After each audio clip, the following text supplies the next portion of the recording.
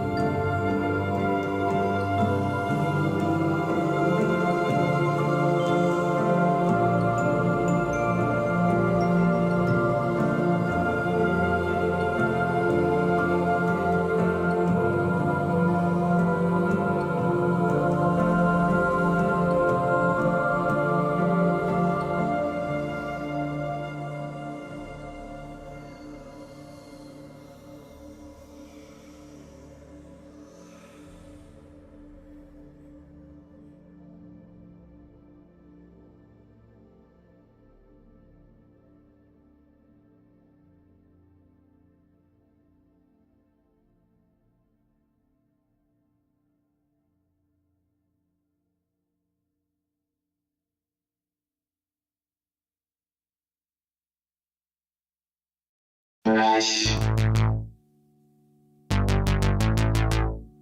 brush.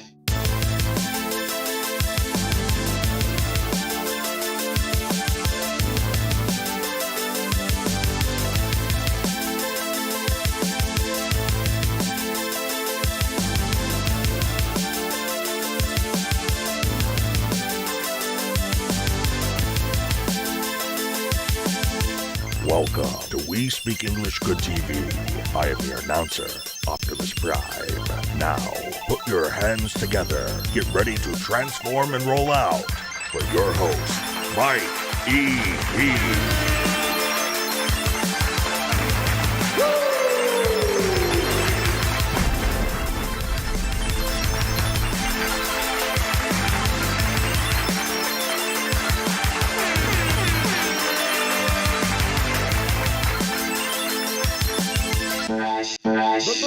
Boom! We are back. What is up, you sexy motherfuckers? We are back with another episode. It's been so long, I feel. It's been crazy couple of weeks. Oh, I'm adjusting some lights here. Boom! Look at that. Just all the lighting on this. All right. So it's been a couple crazy weeks. I've been working diligently on Gail Hakes West's new EP, which I am happy to say it is near finished. We're working on the final touches right now. We have a couple of edits that she wants me to do. She just sent me the edits today, so I'll probably be doing that tomorrow. And then it'll be time for mastering, and then I'll be so excited to be able to share the music with you guys. This is fire. I am not lying when I'm saying this shit is fire. I wish I could show you what it is and how, or show you a sample, but alas, I cannot. It's for my bathroom. I bought it because it changed colors based on music that is playing and has an app for your phone, and then its own remote. Ah, I see. So when you're in the bathroom, you want to make sure that you're grooving and your lights are going. A poop party. Yes, let's go, baby. We're having a poop party. That's amazing. That's amazing, Demogorgon. Thank you so much for sharing that with me. Demogorgon is on Kick right now, y'all. So I'm not sure if we'll be streaming to both platforms, only because my Streamlabs Pro is out. So I'm trying to figure out how I could stream in both places again. But we'll see what happens here in the next couple of weeks. I got to figure some shart out. It's also 50 feet. Damn. 50 feet poop party, baby. Let's go. Anyway, so today on the show, we have a special guest going to be with us around 4 p.m. Eastern Standard Time. She is a fantastic composer. If you were listening to the tracks that were on here as we were getting set up here, she is a composer. She just won a Grammy for her work. In the name of the album, which I'll drop in the links here. I'll drop a link. Come on, bruh. It's from the album So She Howls. And also, I believe, I don't know if this was just an album that she made. I believe so, yeah. So this is just her personal album, but she is also a film composer. She's done work on film and on TV. So she does a lot of different stuff, but she is just incredible. And she has that very cool ethereal sound and lots of voices. She's been through a lot in her life, and I'm really excited to chat with her. They aired her acceptance for the Grammy, which I thought was wonderful. She's just a ball of life, and I love it. So that she'll be coming up here in a few. But first, I wanted to get into some news real quick. Now, I was gonna go into the Trump stuff, but I think we'll skip it since I got started late. I would have if I would have started a little bit earlier, but if you guys don't know, Trump is they were gonna take his buildings from him, but They ended up dropping the bond down to 175,000 or having $175 million. So they're not going to take Trump Tower, which I'm not like yay or nay about it. It's like, I don't really care if they took it or not, but it does seem to be, politically driven. And the thing that's weird about this whole Trump thing is that if Trump is doing fraud, then where's all the other people? Because there's more. It's not just him committing fraud. But let's forget about Trump. We'll cover that another time if we do ever. We're gonna jump into a conspiracy theory.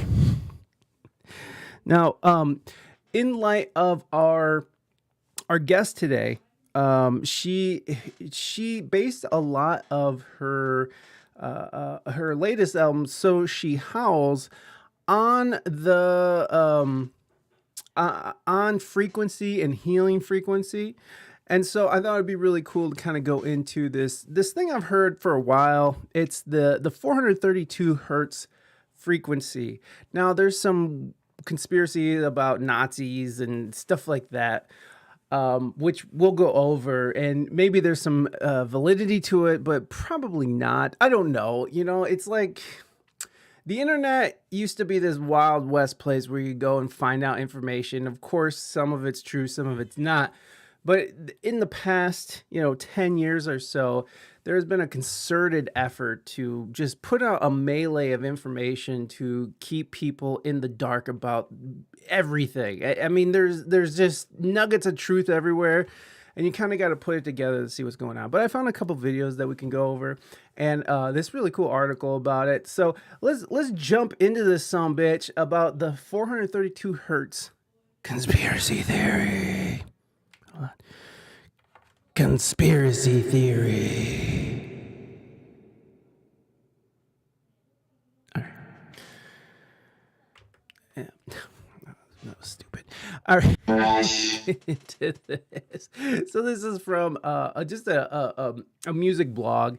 So this is quality information. But when I was looking at it and looking at other stuff, it's not bad. So we'll read through a little bit of this, and then we'll go and watch a video about it. But would you believe that there is a conspiracy theory about the way we tune musical instruments? Now, just to give you guys, for anybody who's not familiar with tuning, there's a hertz that most music is tuned to, most popular music, and that's 440 hertz. And I'm not exactly sure why, and maybe this will that's just something that I've known since I started music, right? Like you just learn, like when you're tuning a guitar, and you can actually get these chromatic tuners that will change the hertz. So if you wanted to tune to 432 hertz, if you wanted to tune your guitar or something to it, it's a little bit more difficult to tune a piano to it because there's so many strings that you have to accompany it with. So for a guitar, it's easier to sort of manipulate the frequencies, but for other instruments, it's difficult and time consuming, and you have to have a good amount of knowledge on tuning and such, which I don't. I'm not a great piano tuner. I am very reliant on tuners. So there's this theory that involves the Nazis, chakras, and whatnot. No, then sit down. Oh, yeah, I see. No, you haven't heard of it? Then sit down and enjoy perhaps the most ridiculous conspiracy theories of all time. So already, this person who wrote this blog is already discounting the conspiracy, which is a great way to start a conspiracy. So to understand what all the fuss about, we need a little bit of historical background. As you probably know, musical instruments need to be tuned. When you tune a tuning peg on a stringed instrument or adjust the length of the tube of a wind instrument, it makes a little bit of sound higher or lower. Okay, that's pretty easy to get behind.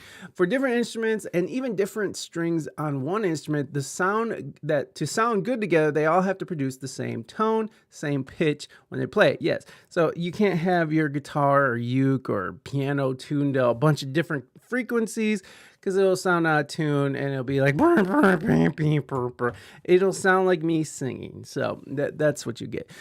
The usual way to specify a tuning is to give the frequency of a A440 or A4, excuse me. The modern standard is A440. And when they're talking about A4, they're talking about if you're looking at a piano, you start at one end, like if you start on the left, which is the lower end of the piano, and you move up 4 octaves. So you start with low A1, and that's a low A. And then you go A2, which is the next octave, A3, and then A4. So generally, I think middle C is C4. Is that right? C3, C4? Jeez, it's been a long time since college, so I don't use this shit anymore. So it's the 4th octave on a piano, or any instrument that has that many octaves on it. So A4, the modern standard is A440, where hertz is a unit meaning per second, hertz per second. So 440 hertz refers to 440 vibrations per second, such as those of a string. The tune is, to tune this we're doing good today, guys. To tune to this frequency, a musician would either listen to a tone played by some tuning device or tune by ear or use an electronic tuner. Now, there are freaks of nature out there who have perfect pitch where they can actually just hear a tone and just be like A3, or A4. I've known a couple people that have that talent. And they do tend to be a little spectrumy, which, nothing wrong with that. They just have an acute focus and ear for that kind of skill set. So it's pretty cool. I like that. I know people who can hear a complicated chord and can just sort of pick it out on a piano, be like, oh, it's this, and just play it. That's really cool to me. But it's definitely Anyways, if you Google 432 hertz, you will find a tremendous number of articles and YouTube videos about tuning to 432 hertz and its presumed healing and soothing properties. If you dig a little bit deeper, you will find an explanation of this phenomenon, presumably that 432 hertz tuning is in some way tuned to the vibrations of nature itself, whereas 440 hertz tuning was introduced by Joseph Goebbels, the Nazi minister of propaganda. Dun, dun, dun. Yes, that's right. There are millions of people in the world who believe that Goebbels, I don't know how to say that. I knew how to say it at one time, but introduced the tuning to make people feel more anxious. Now, why should 432 hertz be so great? According to proponents of the theory, the number 432 has special properties. And indeed, it is an interesting number. It is the sum of 4 consecutive primes, 103 plus 107 plus 109 plus 113. It is exactly 3 gross, where gross equals 144 is a traditional unit. An equilateral triangle whose area and perimeter are equal has the area of exactly square root of 432. And listen to me, just bleh. And the Grammy goes to me. Thank you. Thank you, guys. Thank you. Thank you so much. Oh my God, thank you. Oh, you guys are too much. You guys. Oh, sit down. Sit down. Oh. Oh my God, thank you guys. You guys are just so beautiful. Moving Dutchman, welcome in. Thank you. Thank you for being here. Good to see you, my friend. Welcome in. So there now this is in connection to the Fibonacci.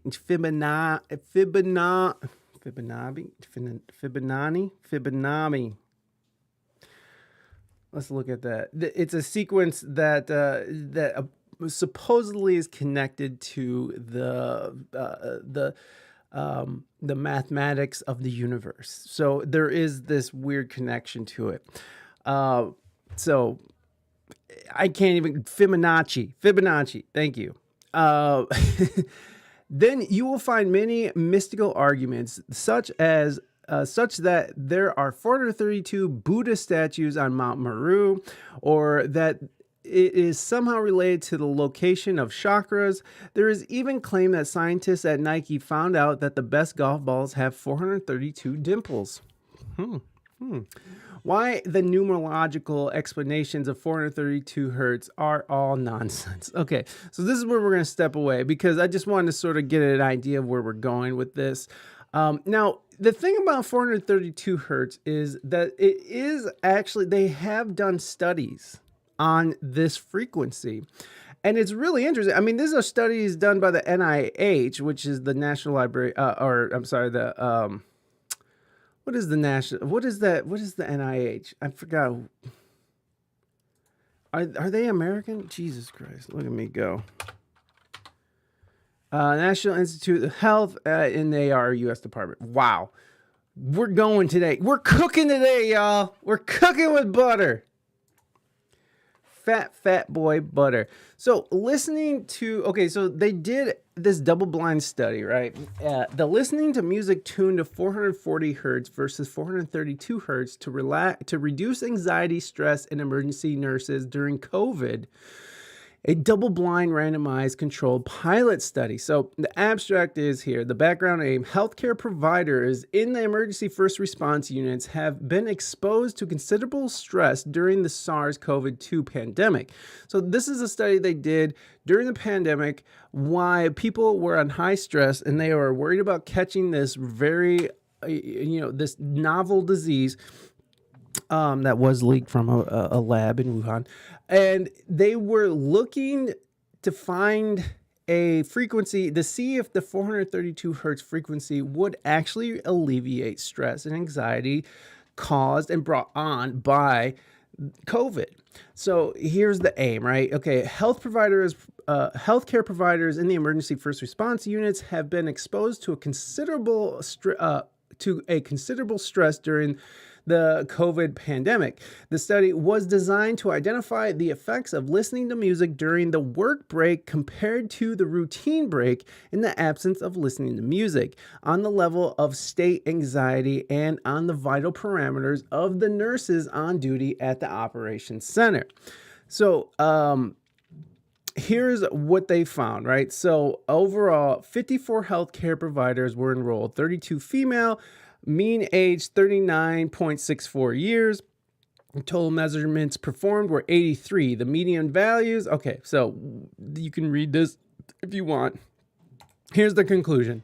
Listening to music at 432 hertz is a low-cost and short intervention that can be a useful resource to manage anxiety and stress. Further studies are needed to assess the medium and long-term effects of listening to music. So it's really interesting, right? So they're talking about alleviating stress brought on by these, crazy circumstances. I mean, anybody in an emergency room setting, right? Any kind of nurse or doctor in the emergency room is always on high alert, always just sort of pumping away. So these frequencies may help, and is proven in this study, to actually alleviate stress. So there is something to it, right? It's not like this is just some made up number. Again, there is numerological origins, and again, the Fibonacci sequence, which I have a hard time understanding any of that shit.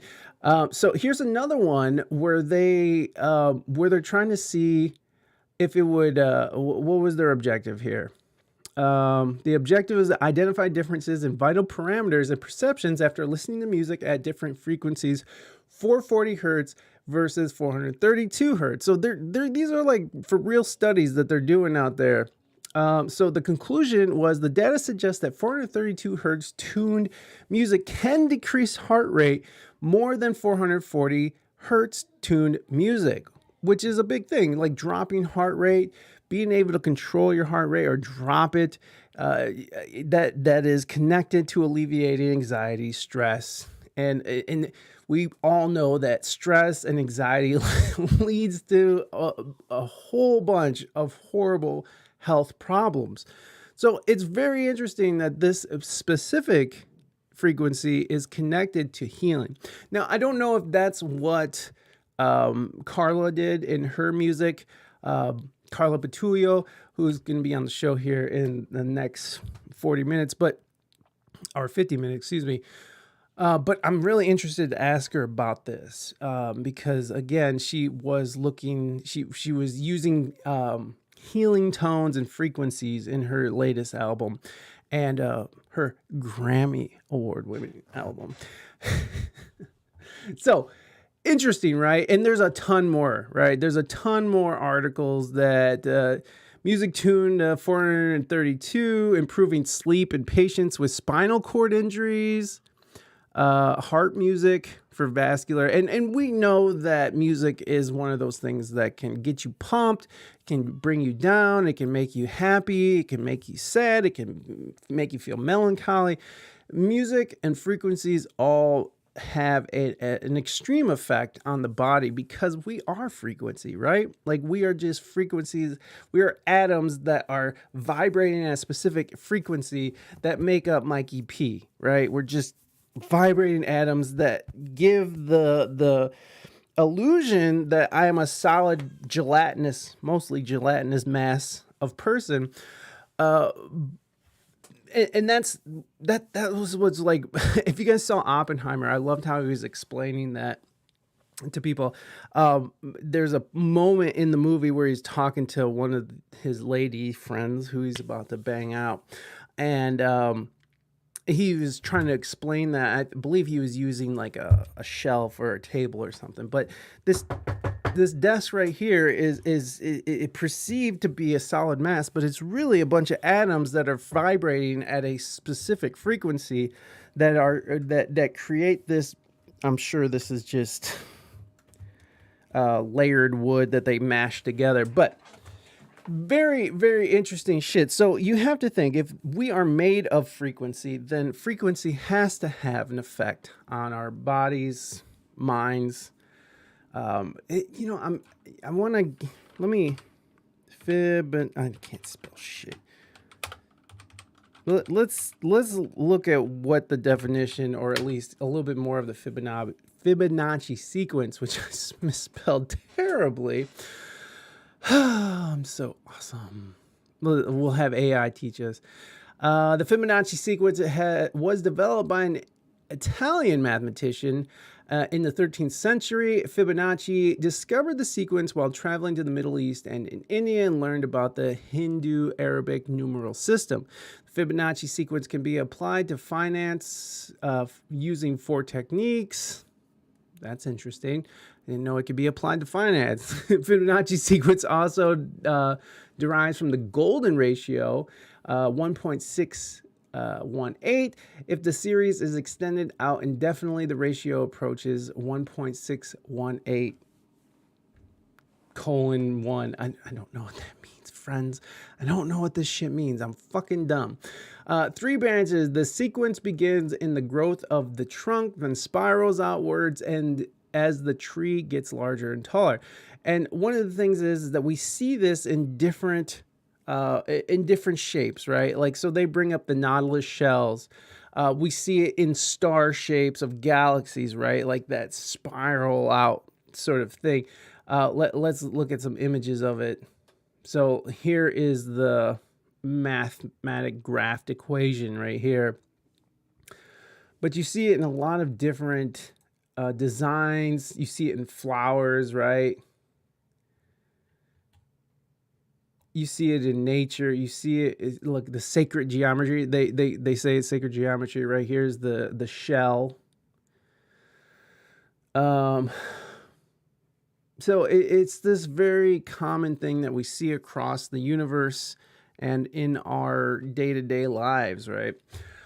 So this number of 432 hertz has a connection to this as well. And so it's sort of this vibration that runs throughout the universe, through our entire existence, essentially. So it's a very interesting number. Oh, here's that fucking thing. Okay, so here is like a universe spiral. Here is it looks like it's a storm cloud system right? Where it's swirling out. And then, of course, here is the shell of like a snail or something. So it's something that we see a lot. Really cool shit, man. Like, it gets super deep. It gets super deep. And I believe this is a hurricane, right? Like, that's the shape of a hurricane. I could be wrong. I'm not a meteorologist. So this number is very it's a really cool number, right? Yeah, that's a hurricane. Thank you, Demogorgon. So let's watch a little bit of this video here and check it out, because they go in a little deeper, and then they also talk about 428 hertz as well. Now the 440 hertz thing, the history behind that, which we should probably go into that, because the thing is that before 1939, all music was tuned to, I believe, to 432 hertz. I think they say it in this video. I've watched like 10 videos on this, so it's fucking, I can't keep them all together, y'all. I know, because I live in Florida. Hell yeah, you know. Oh, Lord. Florida's a fun place. You know what? Did you guys see that video where the... Shit is so funny. Where that cop was saying is like, if someone breaks into your house, shoot them. We encourage you to shoot them. Let's just take a pause for the cause, because that shit was so funny. And a huge win. Florida cop encourages shooting Bud Light intruders. Is this him? No, this is 3 years ago. I think it's this guy. No, it was like super recent. Oh man, where is it? Florida's wild, dude. I mean, I've been to Florida a few times. It's a cool spot. Lots of hurricanes. I mean, yeah, people down in Florida are fucking nuts. Shooting is the only way to get them, get the hell out. Listen, I'm not against stand your ground. I am not against that. I think I reposted this actually. Let me see if it's still in my stories. Oh man, I'm getting blowed up. One of my comments is kind of going viral right now, so I've been getting a bunch of bullshit going on. Let me look at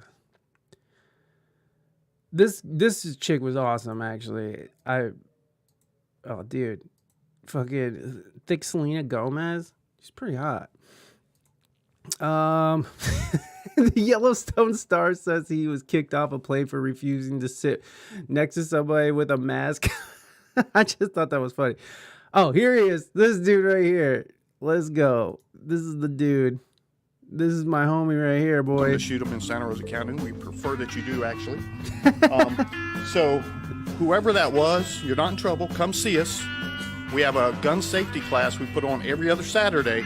And if you take that, you'll shoot a lot better, and hopefully you'll save the taxpayers money.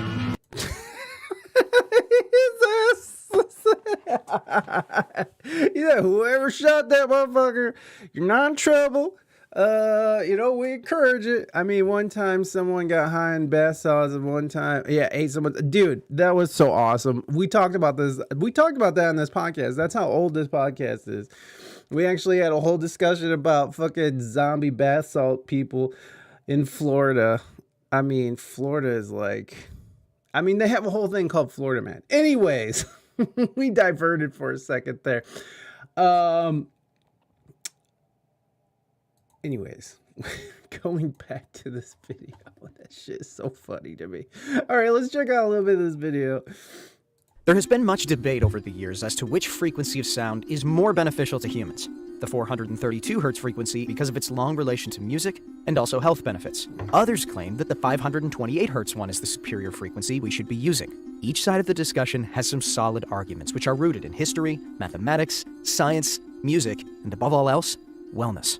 But which frequency is actually best for us? What are the similarities and differences, if any, between these two? How can somebody pick between two frequencies that have been proven over time to stimulate and enhance humans? From tuning forks to instruments that can record sounds in space, and from ancient geniuses to today's scientists, there are plenty of options and information out there to help anyone make the right decision between these two frequencies. Oh, All boy. it takes is a bit of research and an boy. open mind about what you are likely to find. Let's stay open, folks. What is the 432 Hz frequency? For many people, the 432 Hz frequency is already something quite familiar that they use every day. But for those that don't know much about it, here are a few things you should be aware of. That girl. This girl fucking hippie dancing. But for those that don't know much about it, here are a few things you should be aware of. First of all, this is one of the oldest frequencies ever used in tuning. It's so old, in fact, that there were instruments found in Egyptian sites that suggest it was used by the singers of the day. Yes, those instruments didn't necessarily have too much range to them, but archaeologists could still measure what kind of sounds they made and see what their frequency was. The 432 Hz frequency is mentioned pretty often in music history. That's because this is the frequency that Verdi and other composers used to tune their instruments before playing them. Although the composers liked using the 432 frequency, in 1939, it was decided to standardize all tuning to a 440 Hz frequency. There have been a lot of So, a lot of people say what was going on during 1939, right? Like, what big event in 1939 could have shifted this whole hertz frequency of music, right? So, World War II obviously was going on at this time.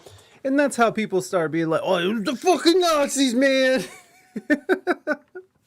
Well, you know what? The Nazis could have, because also the Nazis are blamed for putting fluoride in the water to keep their people docile, right? So there's a lot of stuff that people say about the Nazis that, may or may not be true.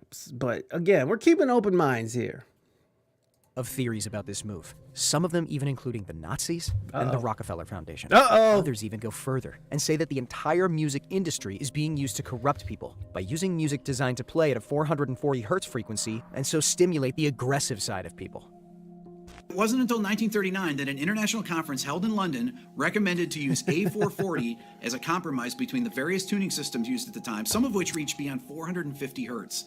In fact, the BBC required their orchestras to tune to A440 instead of A439 because 439 is a prime number, and that frequency was difficult to generate electronically with standard electronic clock. The 432 Hz frequency is also closer to the Schumann resonance, or the frequency of the Earth. The Schumann resonance is at around 8 Hz, so tuning any instrument to a multiple of that, which 432 is, would give anyone doing so a much sharper sound, more in tune with the natural world around them. Granted, some may say that the Schumann resonance has changed over time, and it may not be a perfect 8 Hz, but considering that Schumann resonance was first measured in 1960, that's a pretty good match.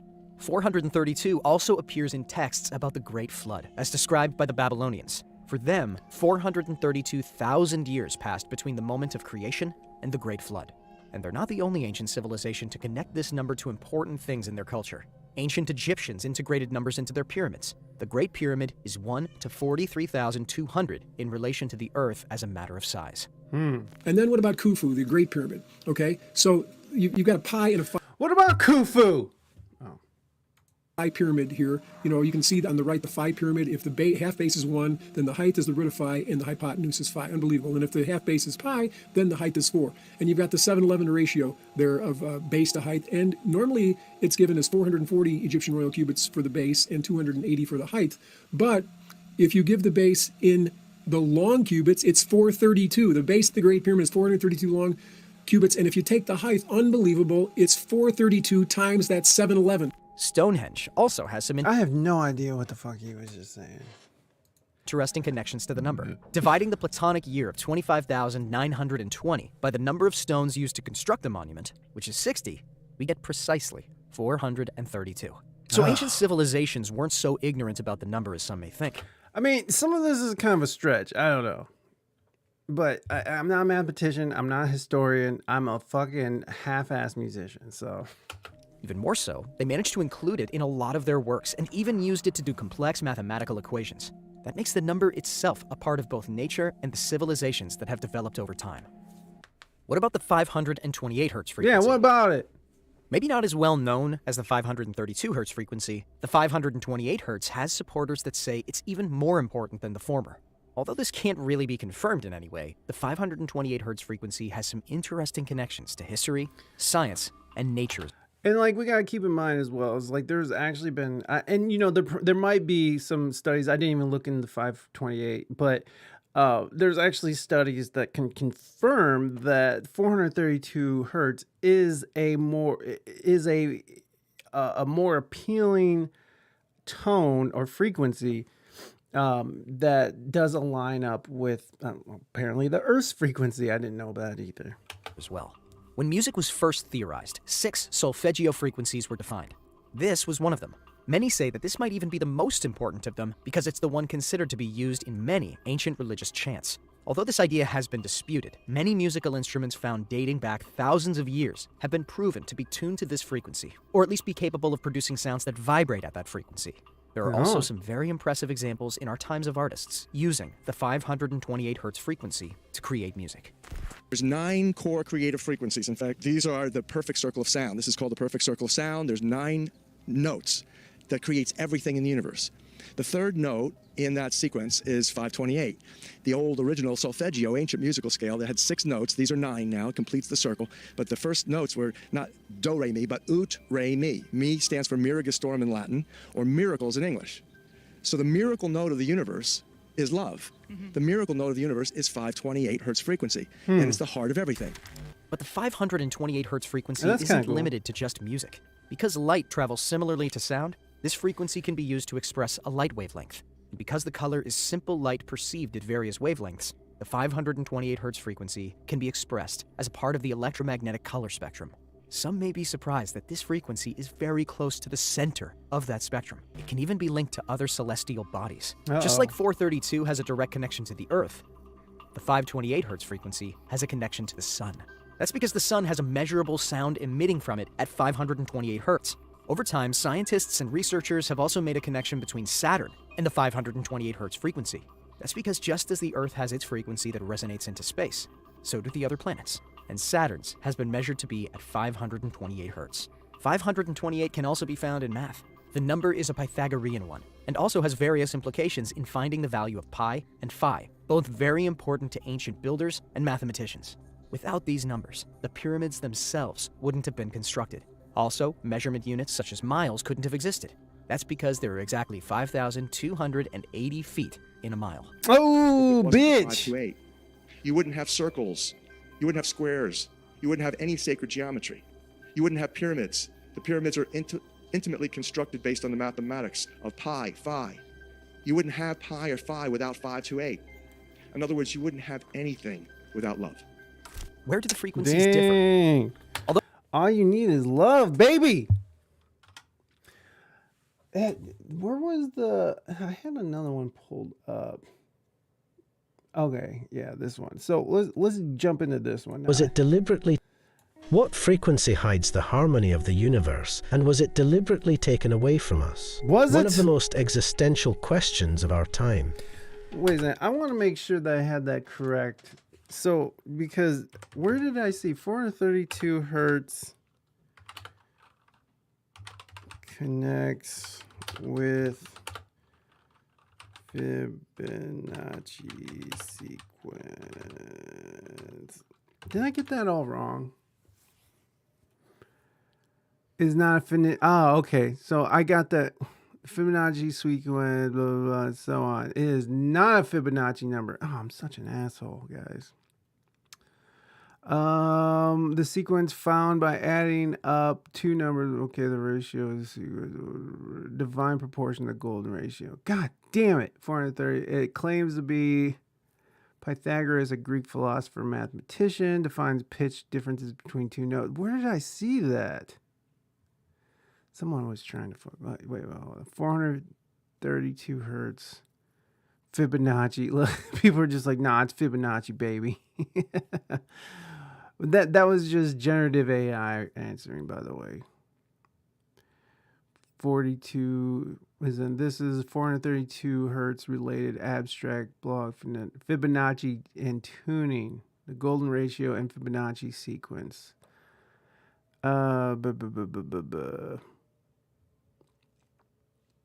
So it's not in the number.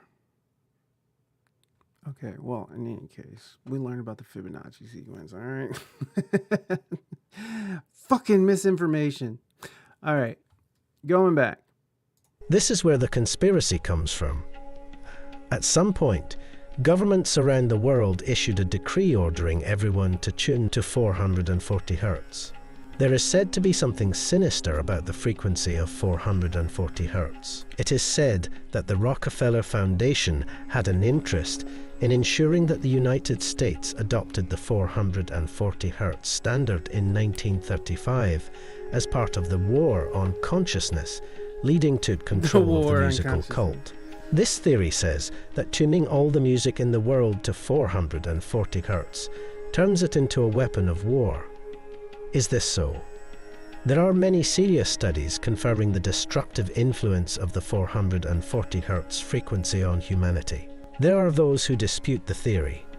But are they convincing enough, or just a handful of dust in the eyes? We are about to find out in this video. And he has an accent, so you know it's for real.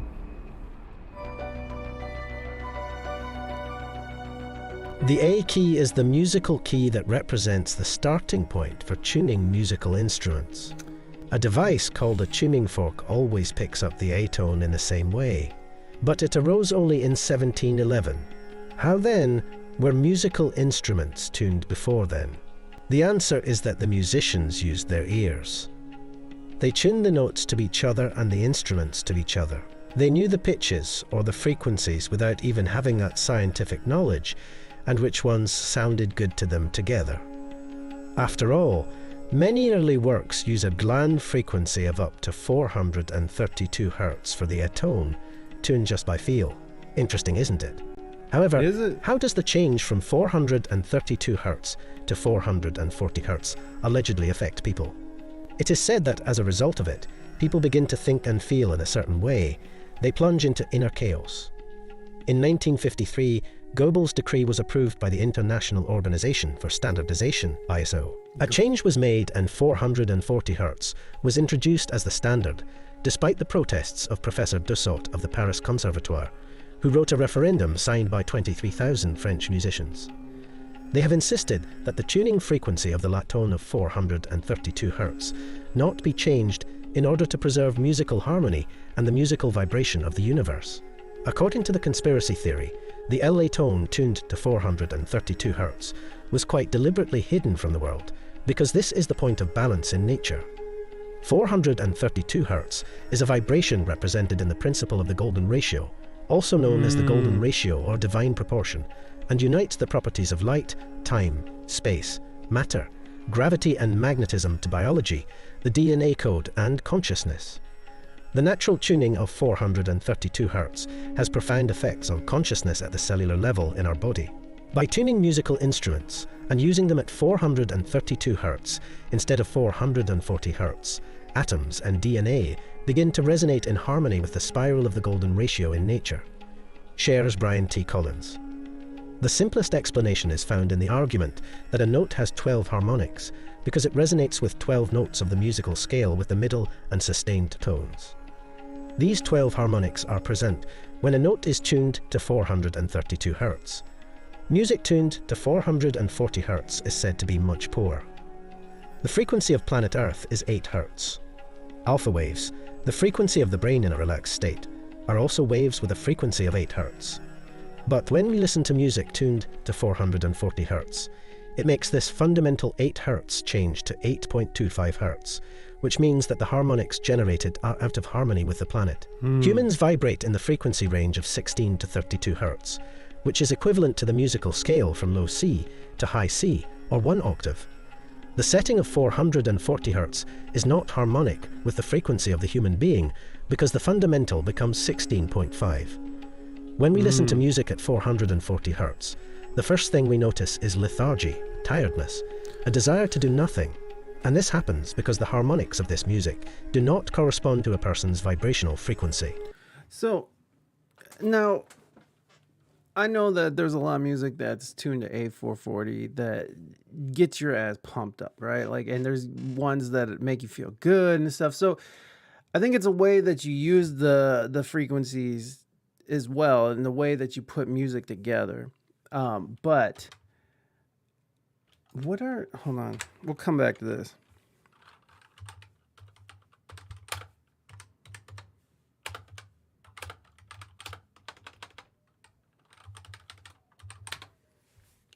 So look at this. Is this one that we just looked at? 440 versus 432. Unveiling the secrets. 432. Listen, 440 hertz. So they're all comparing it. So it does seem to raise your blood or raise your heart rate and such. So let's go back here. I thought there was a... Never mind. Never mind what I thought. Scratch that. Edit this part out, Mike. Archaic Egyptian instruments that have been discovered so far are mostly tuned to 432 Hz. Music is vibration, energy. Each person's voice has its own sound frequency. Thoughts are also waves that are filled with either harmony or dissonance. For centuries, Indian philosophers have been treating and maintaining people's health with the help of speech. In the book, The Secret Power of Music, David Tyne claims that there is not a single function in the human body that is not subject to music. Research shows that music affects digestion, internal secretion, blood circulation, nutrition, breathing, etc. It affects the body in two ways, with a direct effect, that is, influence of sound on cells and organs, and indirectly, through the impact on emotions, which in turn influence many processes in the human body. Internal body secretions, like your body... You can... What are you secreting in there with those frequencies, sir? That's I mean, this shit is really fascinating. Another theory states that our subconscious, our organism, understands that the frequency of 432 Hz is an awakening, an opening of the heart center of love, harmony and joy. It is called the frequency of the universe. And 440 Hz is a mental level, the level of the ego, of control, fear and power. We can also hear that music with a frequency of 432 Hz soothes, sounds clear and pleasant to the ear, positively affects the chakras, expands the feelings through the heart chakra, and accelerates our spiritual growth. Archaic Egyptian instruments have been found that were tuned to a frequency of 432 Hz. In ancient Greece, musical instruments were also mostly tuned to 432 Hz, as were the instruments of Orpheus. Plato, Hippocrates, Aristotle, Pythagoras, and other great thinkers and philosophers of antiquity possessed invaluable knowledge about the healing effect of music on man and cured many diseases precisely with the power of music. Recently, the American mathematician and historian J. Kennedy, who works at the University of Manchester in Great Britain, announced that he had discovered the secret code hidden in the works of Plato. Kennedy argues that Plato shared the Pythagorean notions of the music of the spheres as the musical harmony of the universe, and built his works on the laws of musical harmony. These original sound frequencies were also used in ancient Gregorian chants, such as the Great Hymn of St. John the Baptist.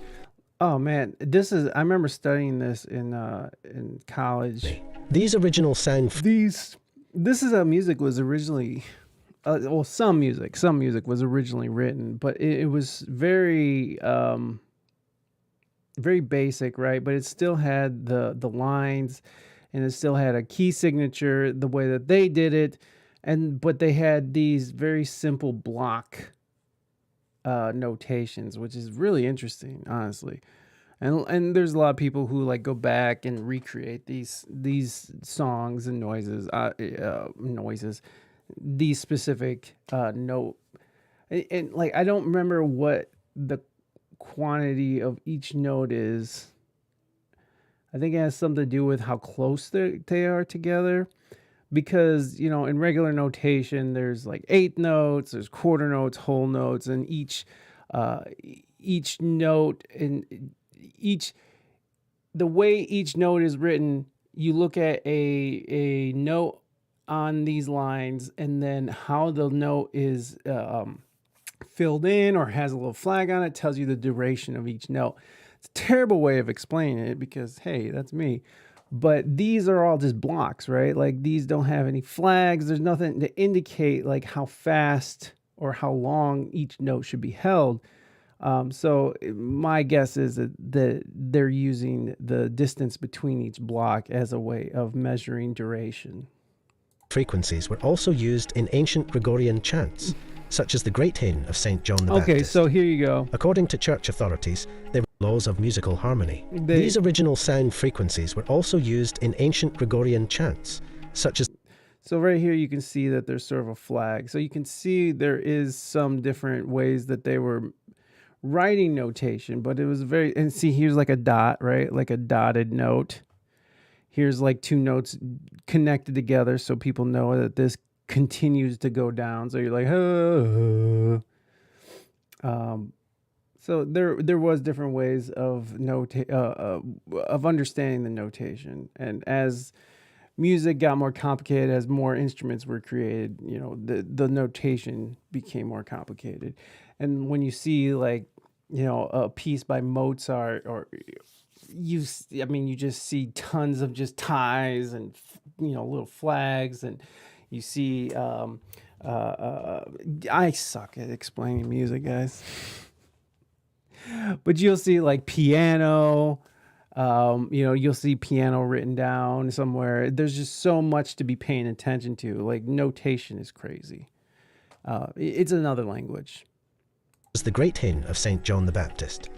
According to church authorities, they were lost many centuries ago.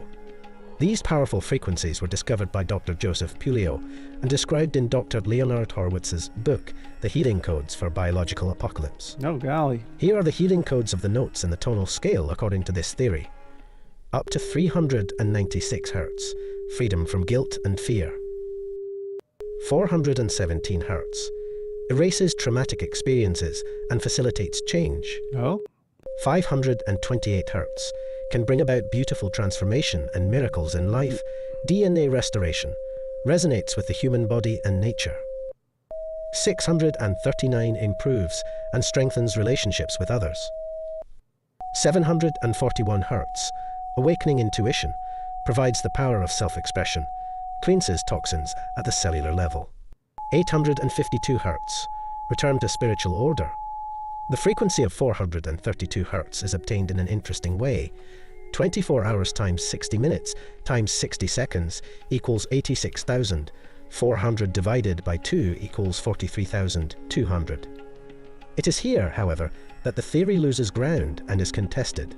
From another theory that argues that arguments for numerical or mystical properties of the number 432 are untenable.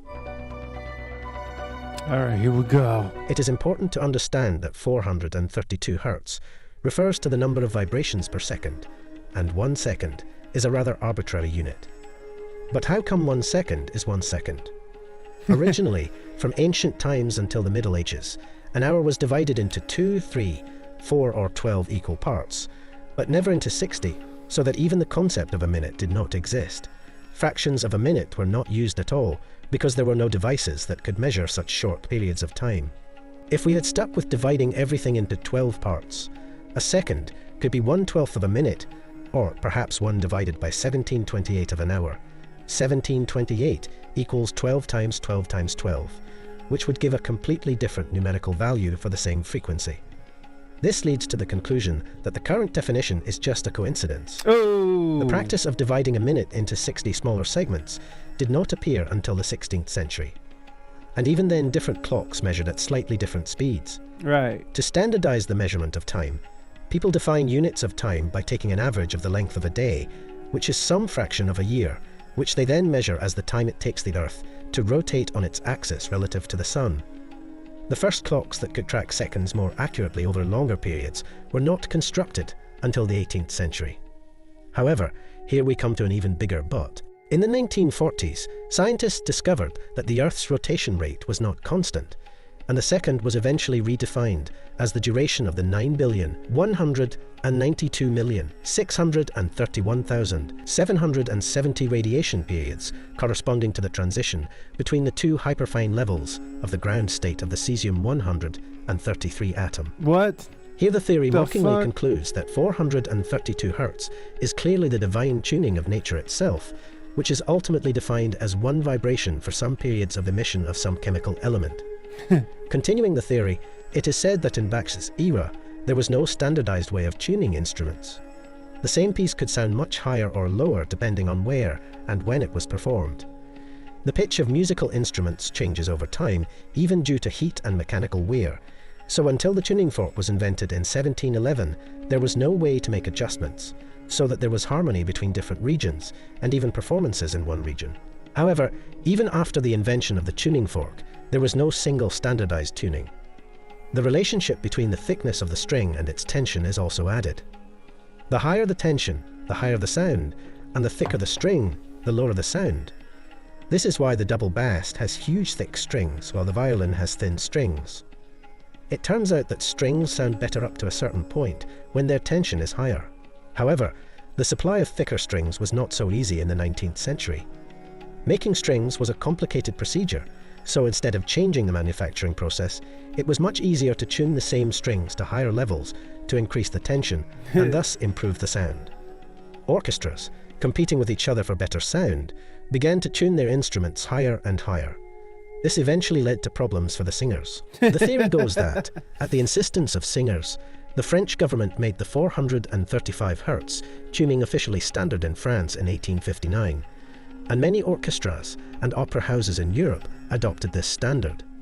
In Great Britain, however, the French standard was misinterpreted. It was understood to be relative to a certain temperature, which is why British orchestras usually tuned to 439 Hz. In 1939, there was an international conference held in London which resulted in the recommendation that 440 Hz be used as a compromise between the various tuning systems in use at the time, some of which went above 450 Hz. Eventually, in 1955, the 440 Hz standard was adopted by the International Organization for Standardization, ISO.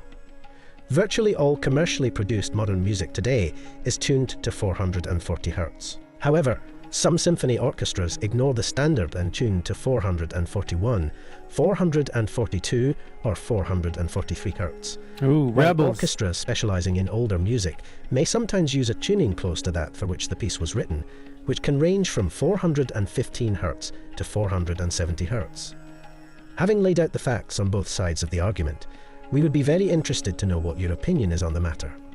Is the frequency of 440 Hz a manipulation, or just a standard with which music already sounds the same all over the world? Don't forget to support. Look at that. Interesting shit, man. That's interesting shit. What's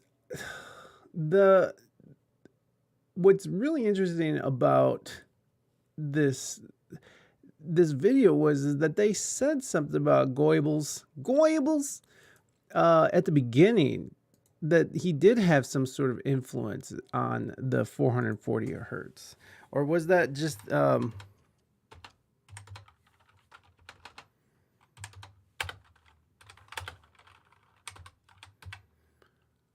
it comes right up. That's funny. Let's see what it says. Debunking social media claims.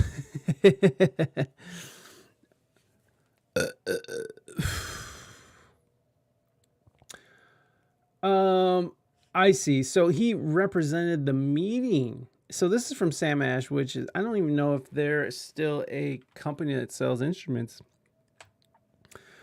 So maybe he was there representing Germany and pushing for 440. So maybe that's where it comes from. Let's take a look, honestly. This is really interesting. Music has been around for thousands of years. So what did the first group? Okay, blah, blah, blah. Though it's intriguing to find uniformity in the ancient world, many different types of scales, blah, blah, blah. 1711, 1830. Where did the 440 hertz standard come from? So, by the way, Sam Ash, again, is a music store, and I believe it's all just online now. All orchestra instruments have a A string, so tuning to A, the A above middle C, was probably the simplest thing to do, but deciding upon the pitch of this A wasn't so simple. Musicians and composers in many locations began to experiment with different tuning standards in hertz, including whole numbers and decimal values. For years, there was tons of variations. Okay. Got that. Though Paris, Vienna, and other cities all over Europe developed their own standards, blah, blah, blah. Famous Italian composer and senator of the first parliament of Italy, Giuseppe Fortunino Francesco, Giuseppe Fortunino Francesco Verde. God, I suck. Famous, who had composed music in several tunings, wrote a letter in the 1880s trying to convince the government's Italian Music Commission to switch to the standard 432 hertz, feeling that it was more mathematically sound than the higher pitch proposal of 450. Thanks to Verdi and other proponents, Italy, France, and certain performance groups like theaters and operas throughout Europe and the United States kept the standard between 432 hertz and 435 for a while. 1910. Okay, so the Nazis supported the tuning of 440 hertz 2 decades later and became the first to advocate for this to become the worldwide standard. Nazi politician Reich Minister for Public Enlightenment and Propaganda, Joseph Goebbels controlled Radio Berlin and organized an international conference in 1939. So Goebbels was the one who actually organized the conference. And so 1939, the Nazis are still, I guess that's not the heart of the war, but the Nazis had come to power and they're pushing this frequency. In 1939, to determine a standard for concert pitch, Goebbels represented Germany at the meeting where he pushed and voted for A440. In organizing this meeting, he was, of course, in control of the guest list, and not a single French composer was asked to attend. Is that why they invaded France? I guess they were just trying to invade all of Europe. At the time, the referendum by Professor Dussault of the Paris Conservatory of 23,000 French musicians voted overwhelmingly for A32. No wonder they weren't invited. That was their little subtext there. Though A440 was agreed upon at this biased meeting, shortly after it took place, World War II broke out, so the number didn't stick right away. Okay, so 1939 was the year that it started. I don't know. I'm an idiot. In 1971, the proposed tuning standard was still ignored around the world by Russia, Britain, and Vienna Philharmonic in Austria, and used other tunings, including but not limited to 435, 425, and 450 hertz. The decision in the 1939 International Conference, though unsuccessful at the time it took place, ultimately prevailed to a large extent when the International Organization of Standardization accepted for A440 as the official standard pitch in 1955, which they reaffirmed in 1975. This still stands to date. That's so interesting. So it was proposed by the Nazis. Now, was it proposed by the Nazis because they think that 440 is a stressful and a disconcerting frequency? I don't know. Maybe that was just something. Maybe at the time Goebbels was trying to just find something for everyone to agree on. But it is strange that we decided to go with the Nazi suggestion. Here's where the disagreement still lies. Everyone has their own preference, though many people contributed to and took part in this number dispute, ranging from professional musicians and composers to physicists and others who held non-music related professions.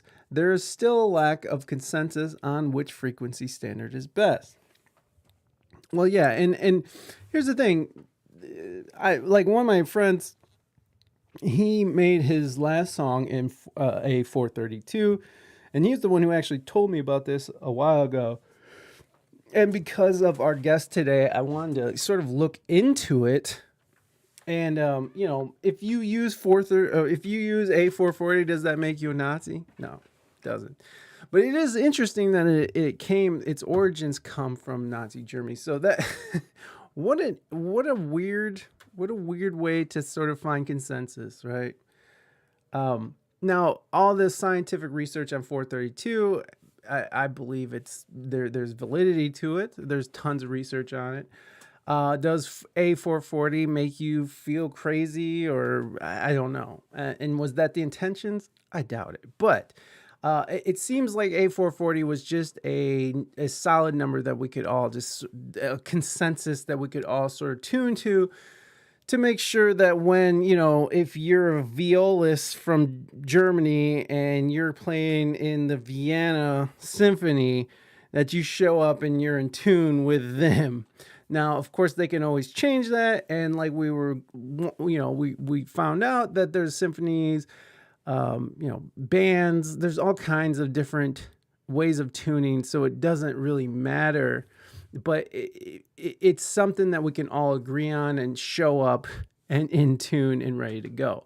Now, if you get to the symphony and they're like, hey, this is what we tune to in A432, then, there's nothing hard about that. You just, especially if you have a chromatic tuner, you can easily just bump down the frequency and go from there. But it's a consensus number. So is it a conspiracy? I don't think so. It doesn't seem like it. But there is some validity to the healing natures and properties of 432. And what was it? 528? Was that what the other one was? 432. 528. So that's really fucking cool. Okay. So let me get ready for what's her face. Carla, who should be popping on here shortly. I have to go pee. So why don't I go pee? I'll come back and get set up because we're getting down to the wire here. Getting down to the wire, y'all. So let me open up my thingy bobber here first. I need to get a pen too. I need to get a pendejo.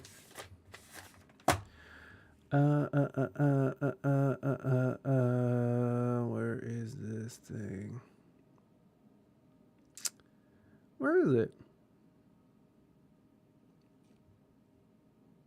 There it is. I found it. Boom.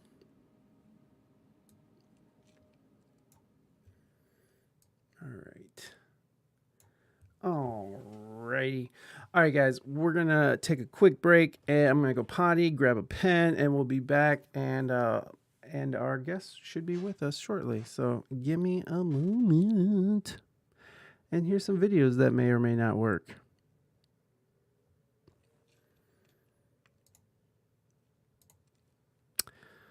Where is it? My God. My God. All right.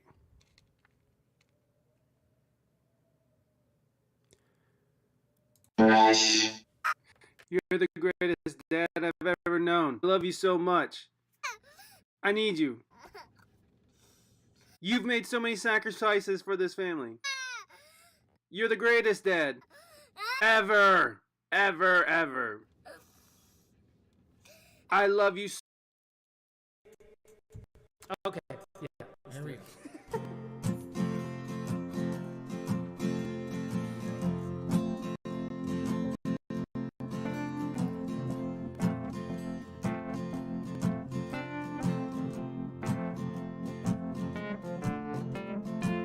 Seems to me that the times have changed and the way that we view it is a bit deranged. YouTube, Fox News, CNN, fake news, Venmo, I pay, Uber, hey, I'll pay, Snapchat, your cat, Facebook, Life Hack, Spotify, oh my, iTunes, I'll try. We are the product when convenience is free. Paid with your information, your identity. And apps that'll track your location no matter where you're at. And there are people all around the world who think the earth is flat. Snowflakes, cupcakes, tsunamis, and earthquakes, cell 5X, carbon tax, Fortnite, and fat stacks, Netflix, side chicks, Amazon dick pics. We are the product when convenience is free. Paid with your information, your identity. And apps that'll track your location no matter where you're at. And there are people all around the world who think the earth is flat.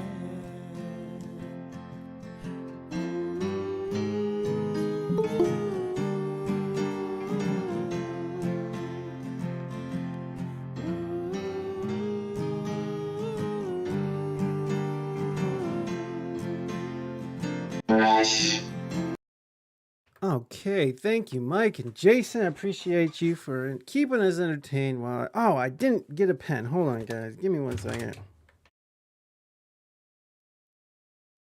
Never mind. I got a pen. I'm an idiot.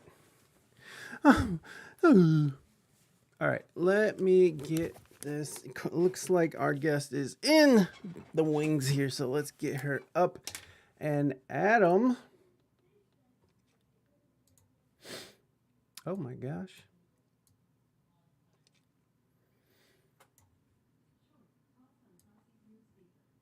All right. Let me get this. There's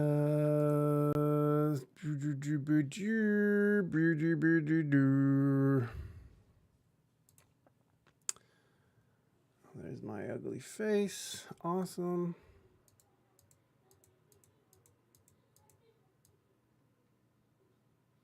Boom. Okay. Let's bring on our guest here. Boom. Yeah, here. Hello. Hey, how's it going? It's going very well. Thank you for being here. Right on. Thanks for having me. Oh, no problem. All right. So we're gonna get you on here. We're live right now. So let me just Cool. get you going here. I think I got you centered and look. Oh wait, hold on. Let me do something real quick here. Oh my goodness, what happened? Okay, technology is not working today, and that's okay. We're gonna roll with it. All right, everybody, please put your hands together for today's guest, Carla Patullo. There she is, everybody. Oh, I forgot to do this. Yeah. Hello. Oh my gosh. I biffed that one, but hey, we did it. We're here. We're ready to go. Carla, thank you so much for being on. And did I get your last name right? Is it Patullo? It's actually Patullo. Patullo. Is But it Italian? yeah, Is that what that is? Italian. Oh, Yeah. okay. I was going off of Spanish. That's all right. It's all good. My bad. My bad. So you're Italian, huh? That's awesome. Yeah. My parents came over from Italy back in like the 70s. Yeah. That's right. So, yeah. Straight up So, immigrants. first generation. Heck yeah. My mom's from Mexico, so it's like Oh, your first cool. generation. Yeah. Do you find that there was more stress on success growing up in like an immigrant Hell household? yeah. Hell yeah. They're like, if you're not successful, what was this all for? Yeah, I mean, they really like sacrificed a lot. Right. I'm sure you've heard these stories, probably from your family. And Oh it's, my gosh. I think my family also, they came from a small town in Italy. Hmm. Like they were basically on farmland. So they didn't have a lot of the opportunities that, they gave me and my siblings. So I Oh. felt that pressure. Yeah, no doubt. No, I find that there's a through line for kids of immigrants is like there's constantly being pushed and I don't know, was it something that you felt like impeded you in any way, or do you feel like that pressure was good in a sense? But I guess weighing out the good and bad of Yeah. that, because I've seen a spectrum of the results of that.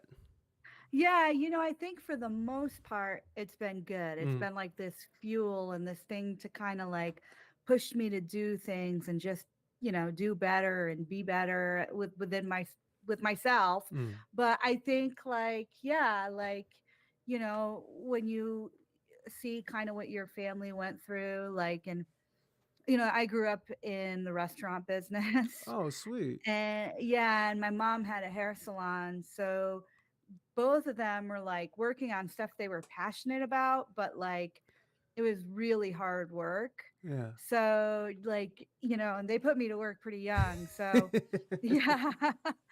So I understood like, okay, like, there's that hard work. I think on the flip side, though, you put all that pressure on you sometimes. It's like you don't know when to turn off. Mm. And I've had to like learn that as I've been going, Yeah, yeah. So are you the type of person that'll be like awake in bed and still thinking about all the things you have to Yeah. do, or the things you already did, or the or music or whatever it is, and it keeps you Yeah, up?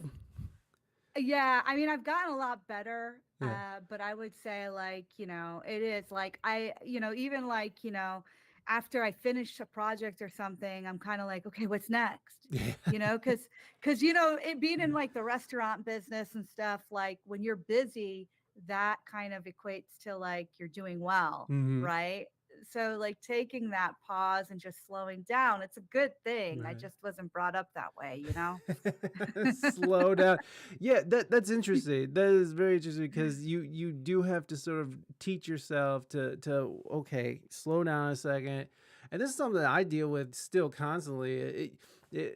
Like the other day at work, I was putting some topping on this dessert, and it's like a high-end place I work at. So you have to sort of I was just sort of going crazy. I was all jacked up on coffee, and the chef was like, "Yo, bro, calm down. Like, bring it down."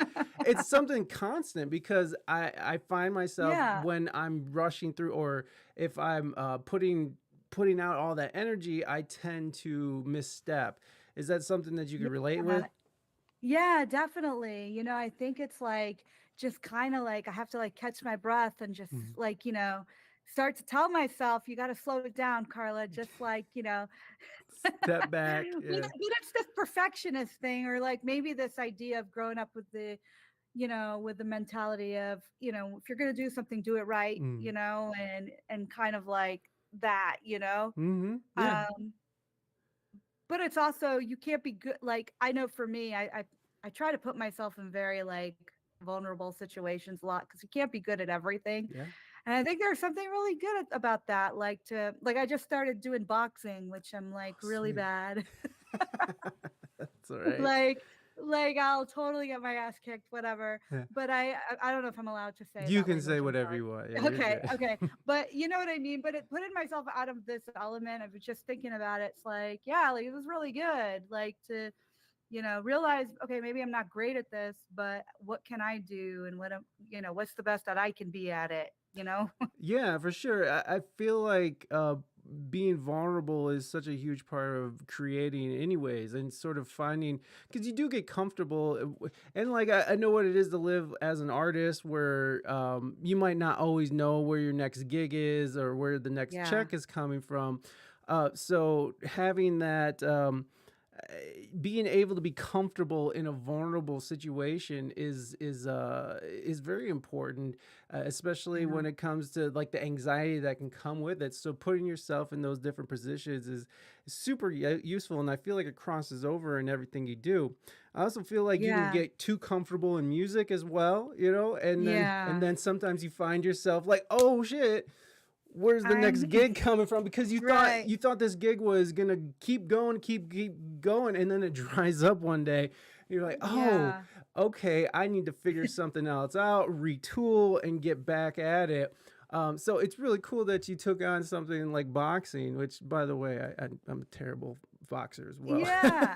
Well, I'm, like I just felt like, I'm trying to like, regain my strength. I came back from like a health thing from 4 years ago. And Mm. so I'm like, I don't know, I'm trying to ride this momentum, from my releasing my album and just like, everything along the way, like the positive things, like just riding that momentum, like, I'm going to be like strong.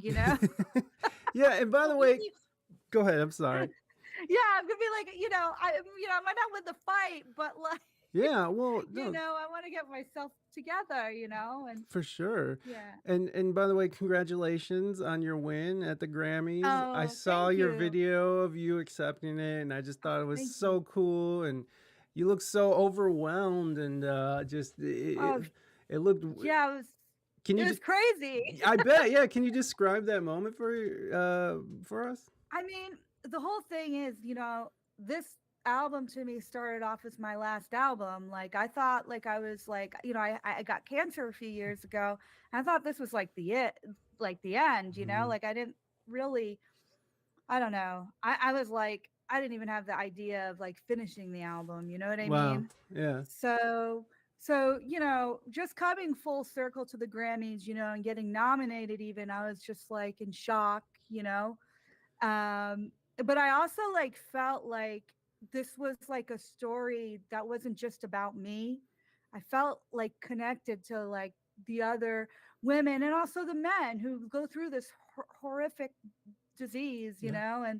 and I just like I felt like I needed to take that with me, Hmm. to the to really like give them my nod for every survivor with this illness has made it better for the people who have it after them. Yeah. And that's like, I really want to honor that. Specifically, you had breast cancer, correct? Yeah, Yeah. yeah. Yeah. Very, very lucky to have caught it early, though Mhm. it was a heck of a few years of treatment. Mm. Um, so, it's just, I hate to say it, but I keep meeting younger and younger people getting it, like Yeah. it's just, That's yeah, wild that because there is sort of this explosion of young people getting cancer, whether it's breast or testicular or just like random, weird cancers that are popping up.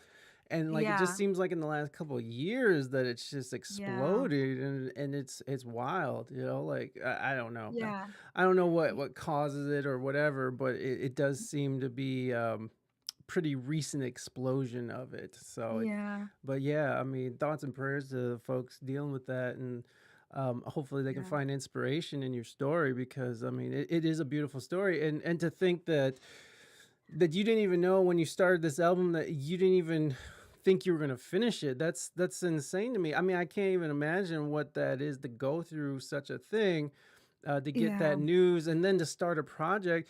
Was the project a way to sort of, I don't know, distract, or I don't know if that's the right word for it, but was it? Yeah, it was a way like, fundamentally music, when something crazy is going on in your life like that, like all the things in your life that are fundamental to you like are there. You can Yeah, see them.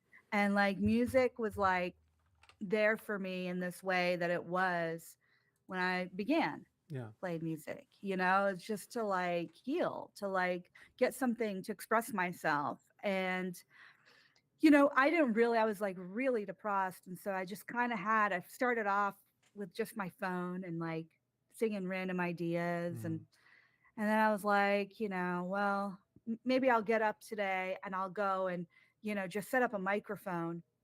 And a lot of the tracks began that way. Like a lot of the vocals on my album are those original vocals that I sang oh wow, that's those cool. days waking up, because I just wanted to preserve them, because I felt like, I was really recording at this time. It was like a journal, Yeah, and so I just started piecing it together, and I started with the vocals, and I started feeling better.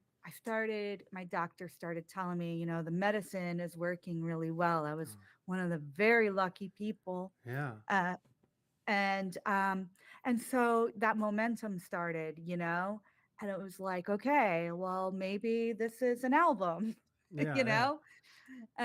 know, and then it was like, oh, I'm gonna finish this album. And then, and as I'm healing with my body, I had like major surgery, like, I'm getting my body back and healing is the same. Like I was like putting this album out there. I was talking about cancer because Mm, like I couldn't talk about it for, it would trigger, like, I would have PTSD from everything I went through. So, but, by putting this album out, now I can talk about it. And Yeah. it's like this growth that's like paired with my healing. It's pretty amazing, actually. I've never really experienced anything like it, you know? Yeah, I can only imagine. So you had a hard time talking about it. So were you able Yeah. to, was it something that you kept inside, or were you able to talk to like close friends or family about it? I really kept it between close friends. Hmm. But sometimes there's like certain words that like can really trigger, Yeah. you know, Yeah. even if, you're talking with someone and they're saying like, just trying to give you encouragement and whatever. But there are like little things like, or if you put the TV on and like, so and so died, Yeah. and Oh like, yeah. just things like that. Or like, oh, Hmm. I had a friend who went through it. She didn't make it, but I'm glad you're doing okay. Oof. These are these are all like Yeah. little and people don't mean to do it, No. So, but I was also very raw and like very, sensitive. Of course. So, Yeah. I think it's, but as the first time that I talked about it professionally with anybody that I work with was in the recording studio, with the Scorchio Quartet, who are on the Okay. album. And so that was such a special day, not only because we were recording the music, but it was also the first time I opened up to musicians and they responded with their music and Yeah. their emotion behind the music. Yeah. So that Yeah. was cool. I mean, yeah, you can definitely hear the emotion, and I think I was reading somewhere, or maybe I heard it somewhere, but you're using very healing tones when it came to composing this album. Tell me about the healing tones, because we just did a whole segment on frequency and Yeah, 432 hertz and 528. exactly. And so, Yes, like, I was yeah. just curious on if that had any play in it, and if you could just kind of, talk us through that process. Absolutely. Yeah. It's funny because, yeah, I was working with different frequencies, Hmm. especially this album. I was having a hard time sleeping. So I was trying to compose in this like place where, that it would set me into this place where I could really relax Hmm. and just get rid of the anxiety. So, Yeah. I was doing a lot of, tone searching, Yeah. and frequency searching. But I started to get into binaural beats a Yeah. bit too. And that was really fun. And, I tapping into this, like, I'm really like trying to grow more with, I want to like get connected with like a music therapist on the next one or a Oh wow. psychologist Yeah. Yeah. because there's so much I don't know about the world. I mean, I was just Absolutely. figuring it out for myself as I was going through it. Um, but yeah, I mean, I think it's pretty wonderful, like that these frequencies can set your mind and body into this space. Right. Um, and I also tried to use, there was something, um, like here in LA, we had a very, we're such babies, but it was raining. We had our Yeah. There rain. was a lot of rain at one point, I think, right? Yeah, and Recently. so Yeah. and there was something, about the rain for me that was like really soothing. So I went outside and started recording the rain, and I Yeah. wanted that, you know, this nature part of it, Mm. to be a part of it because I found for myself a lot of peace doing hikes and stuff like that. So I wanted to include some sounds from, outside my studio. Yeah, yeah, for sure. Yeah. I love that. I love that too. So were you playing around with the frequency for 32? Is that right? Or were you keep? Yes, that's one. Yeah, and then I would also like take like I would try to get it in this. I had this whole chart. It was like I would, try to split the frequencies. Yeah. I'd have one frequency here, like say it like I don't know, 37, really low, like Mm-hmm. something really crazy, and then 432, and then see the difference between the two and where that would lead me, and Wow. if that would, that's kind of like the binaural beats Right. method. Yeah. And I got into that from doing acupuncture because I Oh, became a okay. huge like health nerd after my Were you drinking green juice and stuff? Yes, And yes, I sound got all the bowls green and all this juice. stuff. Yeah. Yeah. I love that stuff. I mean, yeah. I feel that though. Like that's a. Uh, I think anytime anybody loses their health in any way, they're always just trying to find ways to gain it back because it's such a priceless. You can't put a price on health. It's just Yeah. it's just everything. And then, Go, just to build on that frequencies, please. when I sat down with the string players, Yes, that's what I was I, gonna ask I you. yeah, I wanted them to kind of go into to match that intonation, Yeah. because it's not like so perfect, Hmm. it's a little flat sometimes, Right. Right. and I wanted them to lean that way so that we really had this like, you know, so it'd be like, I'd have some synthetic stuff, but then they would like de-pitch, and play a little flat just to Okay, just to meet the play right. with those. Okay, Yeah.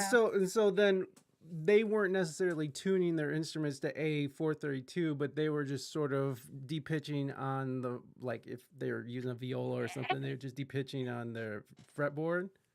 Well, it wasn't anything like I think they just do this automatically when they Ah, hear music. They will tune down or they'll play just it a little. match. Yeah, Yeah, gotcha. yeah. Yeah, because they're probably fervent professionals, right? There's They well, just there's this real dissonant part on the album yeah. that there's like I think it's Machine Dreams where there's a synthetic tone and then there's a viola and they're just like on the edge of each other. Hmm. Like it's not perfect, but I love it. Right. Like it's really cool. Yeah. Heck yeah.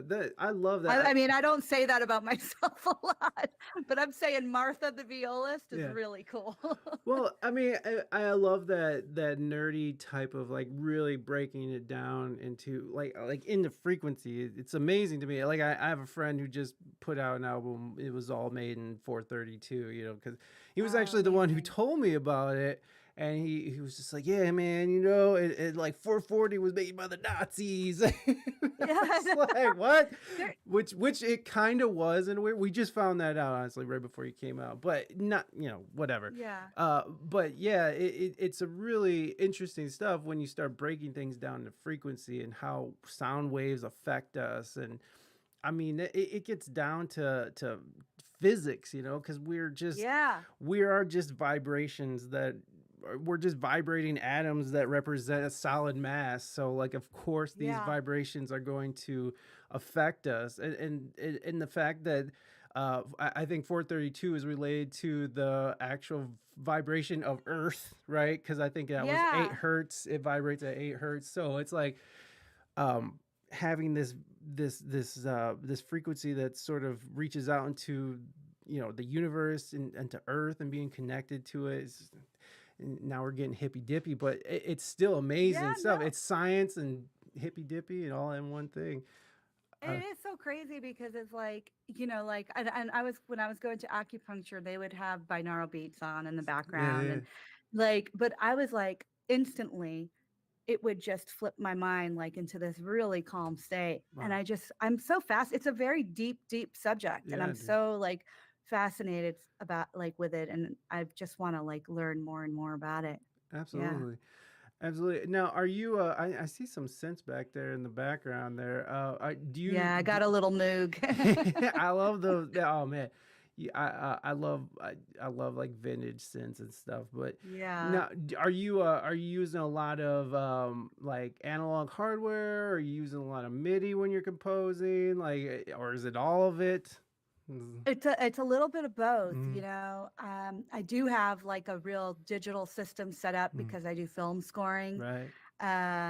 So a lot of times it's like quick, but for my albums, like, especially I do have some like analog stuff, but I like to record as much as myself as I can. Hmm. If I can't get like any band in here, or, musicians in here, like I even like with pads, like I just want to take, the any sounds, like sometimes if I'm going outside to pick up rain Yeah.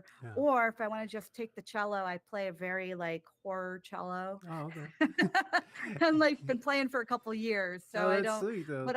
but what's cool is like I just want to make sounds with that. Mhm. And so I'll bring it in and I'll, kind of just start playing with that, with different things I have, you know. Like when you're recording something like the rain now, are you using that raw sound, or will you process that or and like tune it to something, or like how would you go about when you're using samples Yeah. like that? I mean, a lot of times I really love to like record stuff and then mess with the speed of it, you Yeah, know, yeah, and then like, cause there's something so fascinating, like I'm fascinated with stuff like slowed down like a lot. Like, yeah, so I'll just like really take it down to the point where it completely, you know, it's unnoticeable. And I right. love that. And then, you know, and sometimes like I'll like take a section of that and you know and just have that be like a starting like the tone that I'm starting with, the Hmm. frequency I'm starting with, you know. Yeah, for sure. And that's really fun, like, because I don't know, I think there's something metaphoric about that too, that's like, you know, sometimes we move so fast we don't see like the beautiful things, Yeah, all the beautiful things, and there's something, you know, about taking a moment and just, you know, stretching extrapolating. it Yeah. out. Yeah. And being like, whoa, what's that? Yeah, for sure. I love that. I love it when people they're not just using sound straightforward, and they're using just different ways of manipulating it into something else. Because you're right, it's very metaphorical to life. Um, Now you with your last album, and is it I'm sorry, I just saw the So name. she howls. So Yeah. She Howls.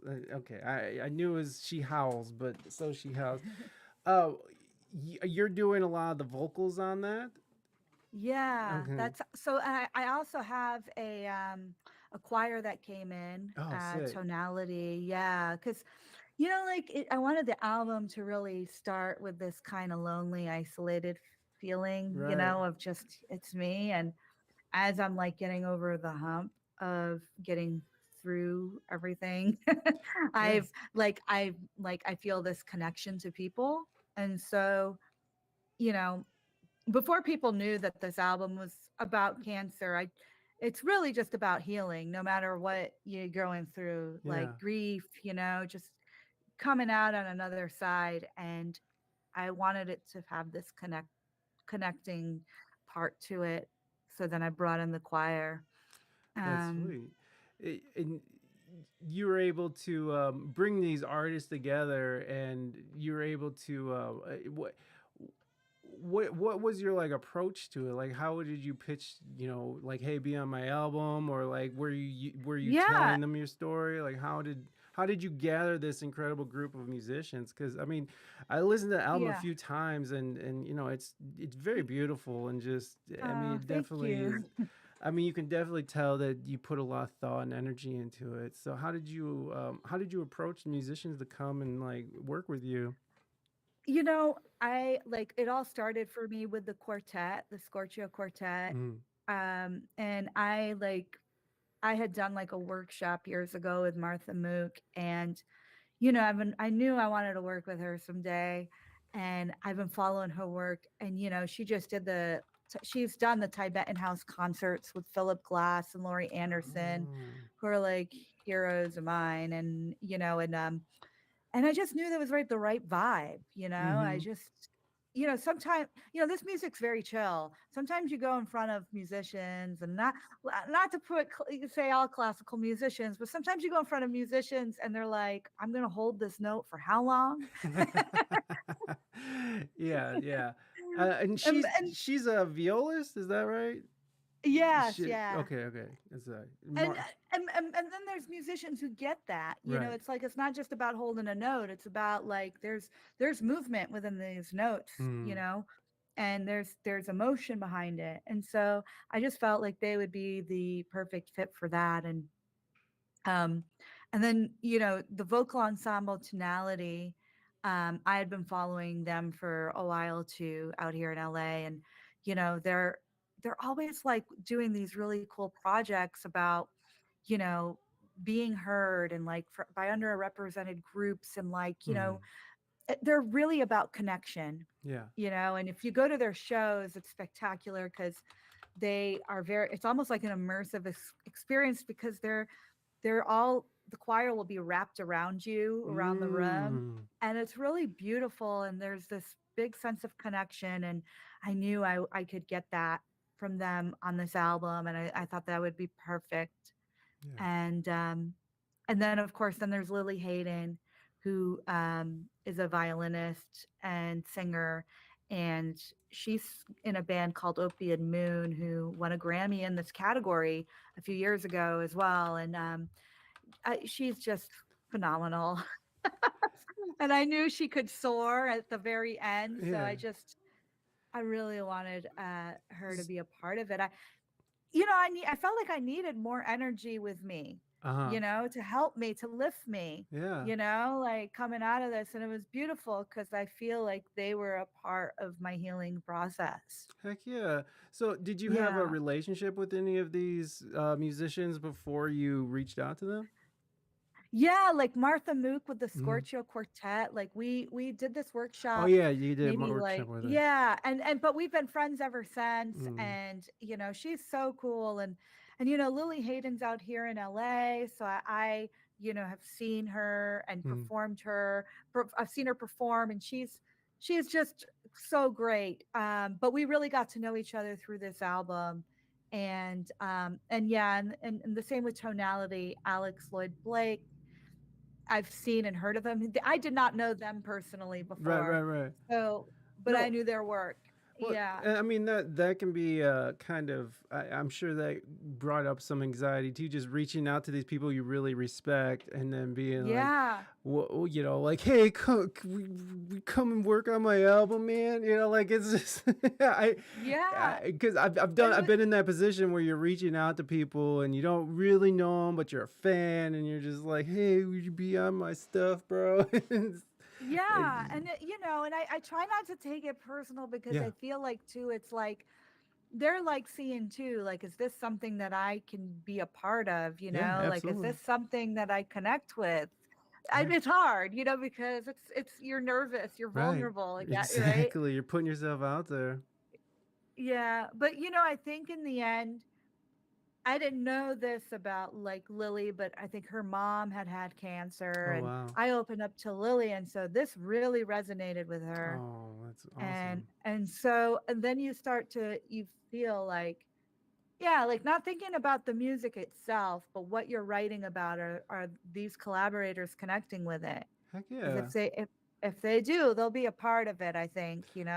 Yeah, definitely. I think that, another part that makes a great musician, especially as, the leader of this project, is being able to organize musicians who that you can work with. Or, I mean, and then you didn't even know if you could work with some of these people, and you still were reaching out, and to be able to connect and to organize them into a group of some sort.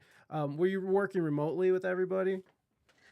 Well, I went to New York to work with the quartet at Okay. this really well, I technically New Jersey, at this studio called Hobo Sound. Okay. And so I went out there because the whole quartet's out there. Yeah.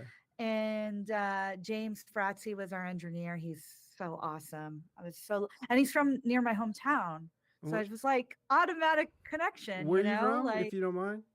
I'm from Western Oh, okay. Massachusetts. Okay. Yeah, Okay. yeah. So Sweet. he's like a neighboring town away. And Nice. so we really connected, and and it was just great vibes. Yeah. It's not always like that. So No, I it's really I've definitely worked with engineers who had like attitude problems and like were mad because they had to be there, and it just puts a whole yeah. damper, like putting that kind of Yeah. energy out into a creative a creative center is just it's just antithetical to creation. It's like, why are you even here if you're gonna have that kind of Yeah. attitude? It's just Or weird. yeah, and then I think sometimes engineers, like, they're so in the like technical land Mm-hmm. that they're not really there. and Yeah. and but he was a superb engineer. Like, he was just had the room sounding great, and everybody sounded awesome. And yeah, and it was inspiring.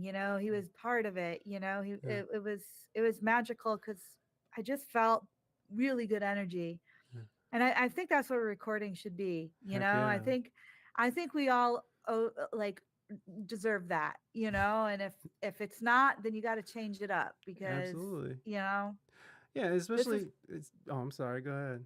no, I was just saying, like, this is what we live for, right? We live for Absolutely. these moments. Yeah. Yeah, and especially if you're paying like top dollar, Oh you yeah, want to like, definitely yeah, have somebody who's professional. Even whatever your mood is for that day, you should always walk in with a professional demeanor because again, you're going into a sacred space. I believe, it's a sacred space, and yeah, and you're working with people doing beautiful things. So why wilt it with your bad vibes and and even the people who are technical oriented, like they could right, still go at it with a positive attitude. And I yeah, understand that some people are just very into their, because there are wonderful engineers who just can hear and they can tune it in and stuff, but there has to be some sort of professionality that comes with it.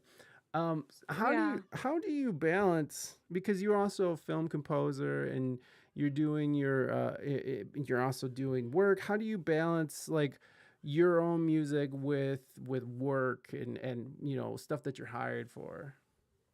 It's funny. They both really feed each other, and Hmm. I realized that my film scoring stuff, it's work for hire, but it also feeds my sound as a solo artist. So Hmm. I've like really grown into that, but into appreciating that. But vice versa, like, last 10 years before I made this album, it's really film scoring a lot. And I think there was a part of me that was getting a little like I don't know, like the temperature was rising. I needed an outlet, like to Yeah. get some ideas out. And so I do think it's healthy to have that balance of having both. Yeah. And now I'm like really a firm believer that like every day I need to do something. If I'm on, like, which I am on a film scoring project right now, Hmm. I need to wake up and at least have like an hour of like Carla time where I'm doing my own work, and growing as a composer and experimenting more. Yeah. Sometimes with film scores you just can't experiment as much depending on the project. Hmm. Um, but so, sometimes, you come up with cool stuff as a film composer and you're like, oh shit, I want to take this over Yeah, definitely. and apply that process, to what I'm doing, So I don't know. I respect both and try to respect myself within that. Yeah, no, yeah, because you're absolutely right. You can be diving headfirst into work and then forget about yourself. You lose yourself in other people's music, or I mean, it's your music, but Yeah. it's still other people's ideas and it's other people's projects, and it's like I can relate to that just in the fact that I was working as a gigging musician for so long, just a hired gun for so long, and that I wasn't making any of my own music. I wasn't doing any kind of production Yeah. work, and you just sort of get burnt out on that. And I enjoy playing out and stuff, but like there's a point where I just like being alone in a studio setting where you have your own Yeah. setup, you have your own you're on your own time, and you can just sort of express, and you can lose that very easily by just being so involved in other projects. Well, yeah, you opened up a really nice can of worms here, though, about performing and Yeah, recording, because yeah, that's another, it's like, very different. Yeah. very, very, very different. And, Hmm. I used to perform a lot. And since film scoring came along, I've mainly been a studio person. Hmm.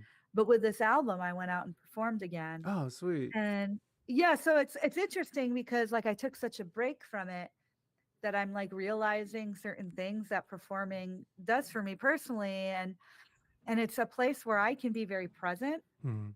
like it's almost like meditation because you are in when you're on stage, you're like, you know, Right. you are in that in what you're doing right then and Right. there. And I found that really awesome. Like, so nowadays I'm like thinking, well, maybe I need a little bit more balance with that, Hmm. and there's stuff even from the live show that when you're on the spot creating something, that's really cool because sometimes I think like you come up with some really incredible stuff, Heck when yeah. you're not like, I have like million takes ahead of me. Like, Yeah, exactly. You get you one know? shot here. Yeah.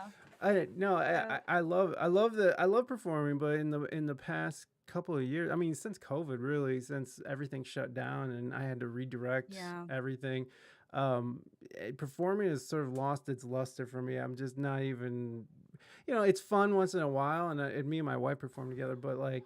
Other than that, it's been very much in studio, like writing, producing, Yeah. working with other people. So for me, I'm finding a lot of satisfaction in just doing that. Whereas like Yeah. performing, especially the type of performing I was doing, I was working at bar gigs Yes. and stuff like that. So it's like you're Yeah. hauling gear at 4 a.m. And I Yeah. live in the I know. Midwest, so it's Yeah. like and you know how this is Yeah. from Massachusetts in the winter, Yeah. getting home at like 4 a.m, carrying gear into your home is like Yeah. bleh. Yeah. Go ahead. I don't know if you're about to. Oh no, I was gonna say I don't miss that. I mean, when I used to, Yeah, no one having does. it, getting in a van. I used to tour with a Mm, trio, wow. and just all that stuff of like, you got to carry your own stuff in, and it's hard. It's very hard work, Yeah. and sometimes you put in so much work, and then, there's something about the show that goes wrong, or there's like two people there, or I don't know, like it's Yes, just it's rough being on the road like that, it is. but there is something too like that. I feel like I feel like I found myself a lot in performing, Yeah. but but there is something about being in the studio too that's like you are like creating something that's going to be around for like it's Mm, archived, yeah. like Absolutely. that's really cool. Hell yeah. No, I mean performance is amazing, and like I mean don't get me wrong, it's a beautiful thing. It's just coming off of how much I was touring and how much I was playing out and just prostituting myself around town. It was just it came to it just at this point, I'm an old man now and I got kids Yeah. and like I like Yeah. being home. I like Yeah. being in my own space. Like Yeah. I don't know if you got this too. I know COVID was tough and Yeah. it was hard, but like for me personally, I enjoyed not having to leave my house. I enjoyed not Yeah. leaving. I know. I It don't. was Did you? nothing changed. Yeah. Exactly. Dude, Yeah, it's nothing really changed. It's like, oh yeah, what's going on out there? yeah. It's like I gotta wear a Yeah. mask now, but okay, it's Yeah. fine. I know. I Yeah. know. There is something I love, like being able to come into the studio and just, have this space of like, doing what I want to do, creating what I want to create, and like, now not like, having to really deal with going out and dealing with all the obstacles of gigging. And I agree with you. I think like, when I was younger, I used to love it, Hmm. but now I'm like, I don't really want to I don't even want to see a van, I had too much van trouble when Yeah. I was in a band. Yeah, for real. It's like for me, I was in a van with like 4 or 5 stinky dudes, so it's like, okay, Yes. I'm good with that. I like sleeping in a bed next to my wife, and like that's Yeah. nice. I don't like sleeping on some rando's carpet that's all wet and smells like dog, and it's like, ugh. Yeah. But I mean, there was something beautiful about it too, then. Yeah. But it's like, hey, at some point, I think you probably just you can mature a little bit and you get older Yeah. and you find a different way to express yourself, and it's all good, right? Like there's nothing wrong Yeah. with any of it. It's just Yeah. you move on, and You move on. hats Yeah. off to the people that are still going, man. Like to the people who are like in their 40s still running around the country. I mean, I look at Bob Weir, right? Like Bob Weir is a good example of somebody who's just been going, like touring, like since the Grateful Dead to now. Yeah. He's playing with John Mayer and stuff. But I mean, it's insane. Like, yeah, to be, but I think like, you know, maybe that's like, where he leans more towards, and that's fine yeah, too. absolutely.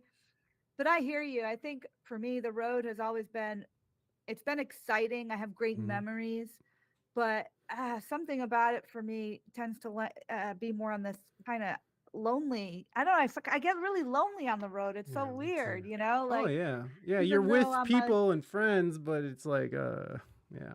yeah, it's just, I don't know. You got I to do what speaks to you. Absolutely. How did you end up going from like touring to getting into composing and doing film work and such? Yeah, you know, like it was a real switch because I was in this band called White Widow, which is very different from the music that I'm doing now. And what'd you Um, play? I'm sorry. What'd you play in I White played Widow? guitar and Sweet. I sang vocals and wrote the tunes and Okay, so it was your um band. yeah, and Okay. it was a really fun project. And you know, then I lived in Austin for a while. Oh, I love Austin. And yeah, and so there was a South by Southwest year, and comedian Sandra Bernhard came Yeah. to, yeah, and if you know her work, she usually has a band with her. Oh, I didn't know And that. I mean, I knew she was a yeah, comedian and I've seen like clips of her being funny and stuff, but I didn't know that she had a band with her. yeah, so she does music with her comedy. So yeah, it's really fun. It's really fun stuff. And I grew up like loving that. And she came to play a gig in this parking lot actually in Austin, as everybody does. Which happened, yeah, in And South, especially South yeah, by. Yeah. and my band opened for her, and she caught my show, and we became friends. And then I went on tour with her and Oh. started MDing her shows. It was really fun. But this is where it really changed for me, because now I was starting to use music as a way to support another story. Mm. And that's like, you know, film composing. It's like there's a story there and you got to like find a way to support it, and, you know, and you know, be there for the story. You know, the Yeah. music's not about my personal story, it's Right. about her story. And that was really fun and really eye-opening to me, like, and I realized how much I love storytelling. Mm. And you know, and at the same time I was really enjoying listening to a lot of different film scores and stuff like that. And yeah, and then I just kind of like one of my I wrote a concept album which turned into a short animation by these two artists out in Brooklyn. And then that like kind of just spiraled. I just started working in it and I really love it. Hmm. Yeah. Now, is that something that you started like actively pursuing, or did a lot of stuff just sort of end up in your lap? At first, you know, I was doing like a lot of fun projects, a lot of my own, and then I actively started to pursue it. Hmm. And you know, got off the road with Sandra, and I went into grad school actually, which is Oh, so okay. crazy because, you know, like this is someone who wanted to like after high school just go to New York and do my thing. But you know, my parents being the immigrants, you know, they were like, no, you're going to college because we didn't go to college. Yeah, exactly. Yes. Why do you think we're So here? Yeah, I got yeah. you. So and then like I just saw like this 9-month program that like Berkeley was doing in Spain. Oh, wow. And I just was like, I was at a point in my life where I wanted to do something new. I didn't want to be on the road anymore. Yeah. And I was like, I'm gonna go do this. I'm gonna go do it. And yeah, and my partner and I, we went to Spain for 9 months and I learned all about film scoring. Yeah. And that was like the start for me of really, you know, getting serious about it and then coming out to LA. And I really love it. You know, it's to me, it's like an extension of being in a band. Yeah. Like the director's part of your band. Yeah. I might not be the leader in the band anymore, That's all right. I mean, like, but it, but you can still help lead to ideas and like put yeah, in your expertise can and help direct the director and stuff. So I imagine that in some ways yeah, you are still leading, but yeah, at the end of the day, it's like, well, I don't like that, so it's going to be this in someone else's hands. So it's it, yeah. And you know, it's so strange. It's like, so you know, I write to picture. Mhm. So, you know, a lot of times it pushes me out of like the normal stuff that I would write. You Yeah. know, it's like, no, actually, you need to change meters here because that's the Mm. only way these cuts will work. And Yeah. so all of a sudden you're writing in new meters and Yeah. like, you know, you're using different instrumentation because the director likes this. But I feel like I'm still able to develop my voice through this, and Oh it's yeah, still me. absolutely. Well, I mean, especially when you have to stretch yourself out in that way, Yeah. and especially when there's a deadline involved, Yeah. and you don't The have, deadline. you don't really have a choice. Like you have to sort of push yourself, or else, well, Yeah. there You is got to get it nothing. done. Yeah, there's no or else, right? It's like this has to be done now, and that's just that. So. Do you work well in the pressure of deadlines? I mean, I have to, it is, you know what it is? Usually it's a battle between myself that's like trying to perfect things and Mm, like, make this like, this groundbreaking, you know, my best work ever. right, And right. it's like, well, it's not always that, like, and yeah, and like in reality, like, maybe it'll be something great that I respect and that I did down the road, but like a lot of times you're just trying to like get a message across in a story. Mm, yeah, Like you're trying to evoke an emotion, yeah. like instead of, writing a symphony, so you're not doing that. Right, yeah. No, So go ahead. yeah, oftentimes I got to say, Carla, this is good. This Yeah. is good enough. I know Yes. it sounds horrible to say that, but it's No, true. You gotta, I don't think so. I think that people get too caught up in that, and for some artists, they're so caught up in that they just don't release anything, and it's just always this right. thing that they're working on that they don't want to show anybody, and it's like, oh, it's not Yeah. done yet, and it's like, no, that's not how it works. Like if this is a game of getting stuff out there. Like if you're not putting out stuff, if you're not making more stuff, it's like you know it, it Yeah. I think you can be a genius all day, but if you're not releasing anything or putting it out into the world, then you're just somebody who's in their bedroom making beats or whatever you're doing. So yeah, I think good enough is that mindset that should be in play sometimes, or maybe even most of the time. um so Yeah. have you ever had any issues like with a director where like you guys weren't really gelling correct or right, and you weren't vibing, but you still had to get the job done? Yeah, Is- like, and it's funny enough, like that's happened with director that I love, Mhm. as a person Yeah. that I love, but as sometimes it really is like being in a band because it's Mhm. like you may love someone, but you may be like, oh, but they're not really the right vibe, Right, right. and I think that absolutely can happen. And I feel like for me, like as I've been going through film scoring, I work with new directors at times. A lot of my projects are with reoccurring directors that we Mm. know that we're jiving. Yeah. We know that like and we go and spend time together when we're not on a film Yeah. because That's it's a cool. relationship. Right, right. Like we Yeah. just want to be, just genuinely connect with each other and just like you would with a band. Yeah, absolutely. How do you get past those moments when you're not gelling with somebody and you Yeah. still have to get this project done?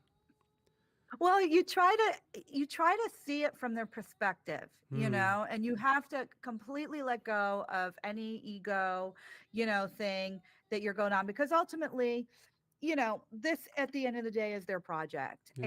And, so I just start thinking like, well, they have this vision. I'm not, meeting it yet. Like I want to try to stay true to their vision. And so maybe this score isn't going to be like 50% my vision, 50% their vision. Mm. Maybe it's going to be like 80% their vision and then, like Yeah. 20% my vision.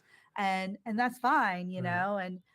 and then, maybe on the next project we don't really we mutually like agree. It's not because it's not fun for both, Right. it's really not, um fun, but you got to stick to your guns sometimes. Maybe in this sense, you got to like give a little bit more. Hmm. Yeah, I suppose a lot of it putting your ego aside and remembering that Mm, there's a bigger project at play here, and there's a bigger vision at play here that's not just your own. I find that so much. I just went back to work, like a year or so ago, working in the real world, and I work in a kitchen, and you see that between like, chefs and cooks and stuff who are just like, they're not vibing, man. And it can get Yeah. kitchens Right. are explosive in the first place. So, Yeah. but for me, I'm very easygoing, and working with bands for a long time and stuff. Like I've just learned to be like, whatever. I'm just here. I'll do my job and I'll go home. I'm curious. I talked to a composer last year. His name was Stefan L. Smith, and he works in L.A. and he's worked with like Hans Zimmer and Danny Elfman, and he's composed for like some really cool, like The Lion King and stuff. And when we were talking, at the time, Google had just come out with this AI music model, and we were sitting there listening to it, and I just went back and revisited, and we were both laughing, just absolutely laughing at how ridiculous it was. Fast forward 10 months or a year later, and it has made leaps and bounds. And I'm just curious on how you felt, because he wasn't threatened at all by it. He was like, "Nah, this is nothing." But in a year, we've seen, the actors union was on strike, and one of the big things was AI and their likeness. We're seeing Tyler Perry halting, expanding his studio by almost $1 billion because of that new open AI chat, or open AI, Yeah. just what is that called, Sora. And then now there's this thing called Suno, and I don't know if you're familiar with it, but like, how does it concern you at all, the idea of AI sort of coming in and pushing in on your work? Is that a concern to you at all? Oh my God. continues to rise. Hold on. Not to make a joke, but Spotify and Apple Music concerned me more. Like, I mean, they've Yeah. taken all the artists like Yeah. money from selling albums, but no, I think with AI it's interesting, because I think it's like, like the internet, and how everybody kind of was reacting to that when it came out, and like, just, I think there's going to be tools there that will be helpful. I think that there's going to be, I'd like to hope it's not going to take away jobs from composers. I think that, composers who are still like, focusing on putting out like original stories and original work, like, I feel like it's not really good at that. Maybe one day it will be. I don't know. I just feel like we have to keep adapting as creators. Like, if AI is coming out with like, being able to do a certain, compose a song, like, well, maybe we need to do something that doesn't sound so,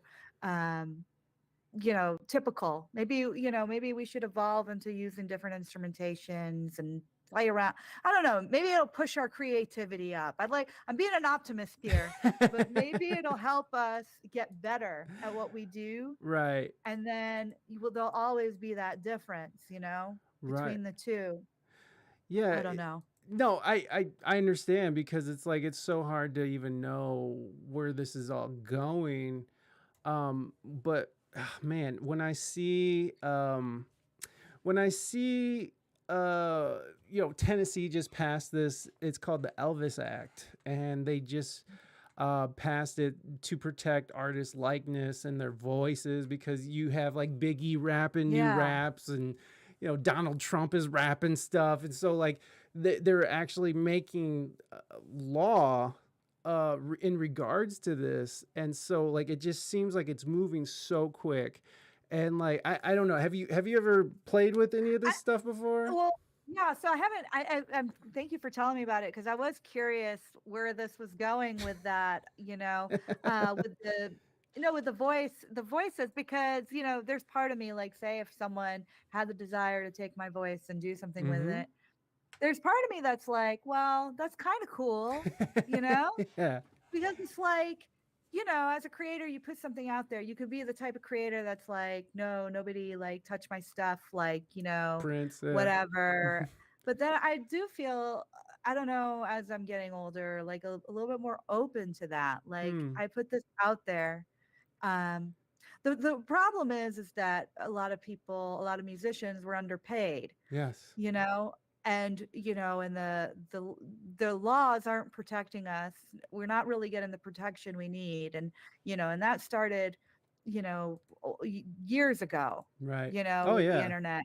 We're still like, struggling with, you selling albums, Hmm. and stuff like that. So I think like, I think that's really more of the problem, um, than this. But I think it's, that's tough. That is so tough. I mean, I don't know. I don't.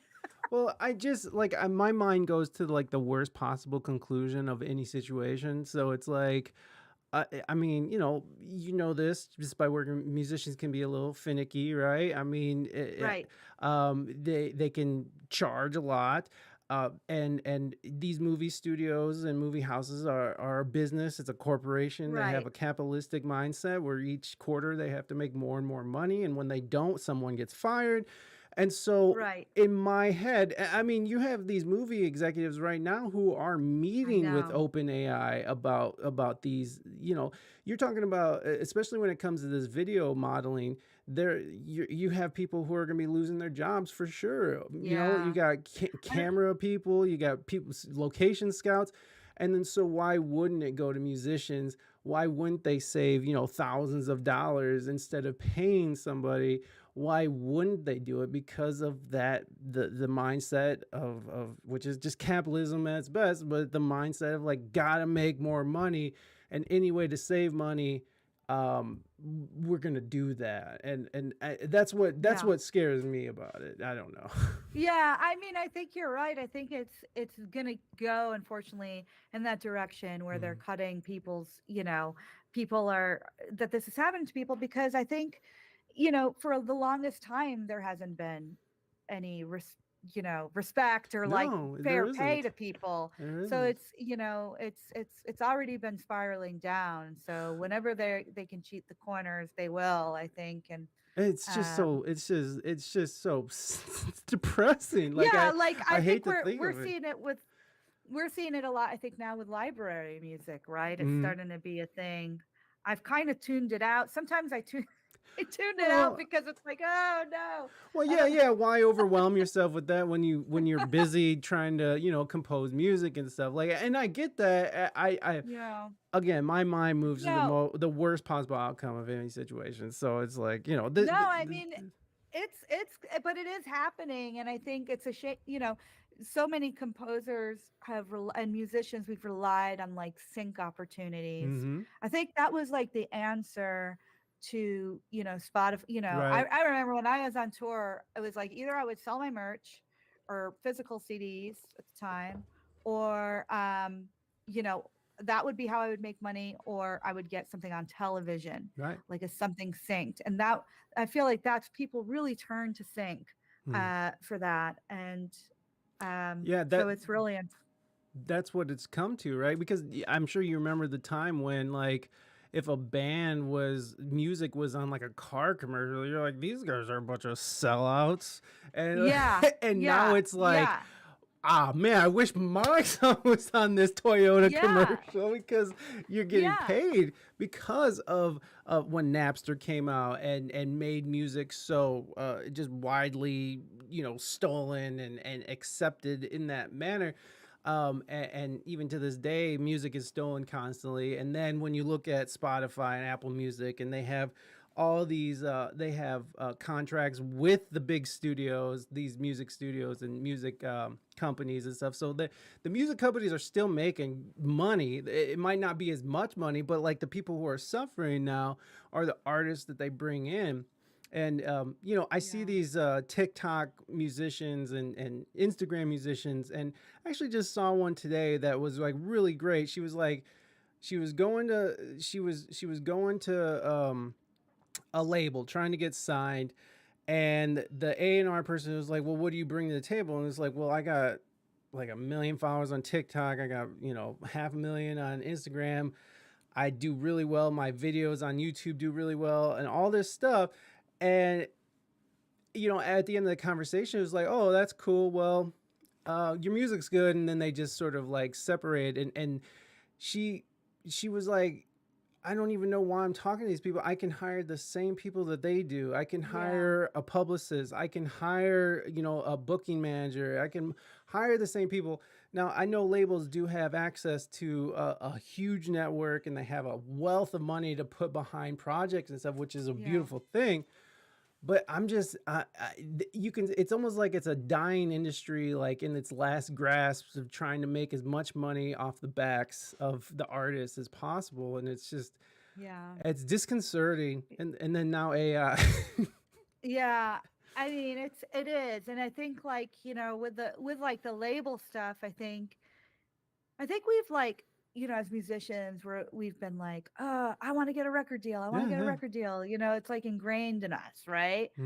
And I really feel like asking that question of like, well, what can they really do for me right now? It's like really the question we got to ask.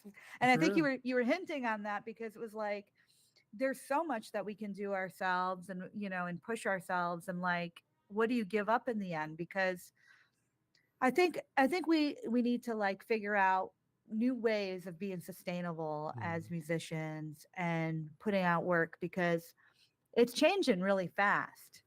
And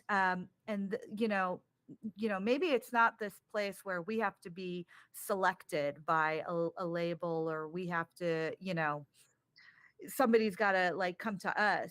Because I even think like when you're with a label, no one's going to work as hard for you than you more than you know, like, and I think that's really important. I've definitely learned that the hard way, and I think that's something to keep in mind. And Well, I mean, and the fact that you were able to get a Grammy on your own work and your own volition, right? Like, you're not associated with a label, correct?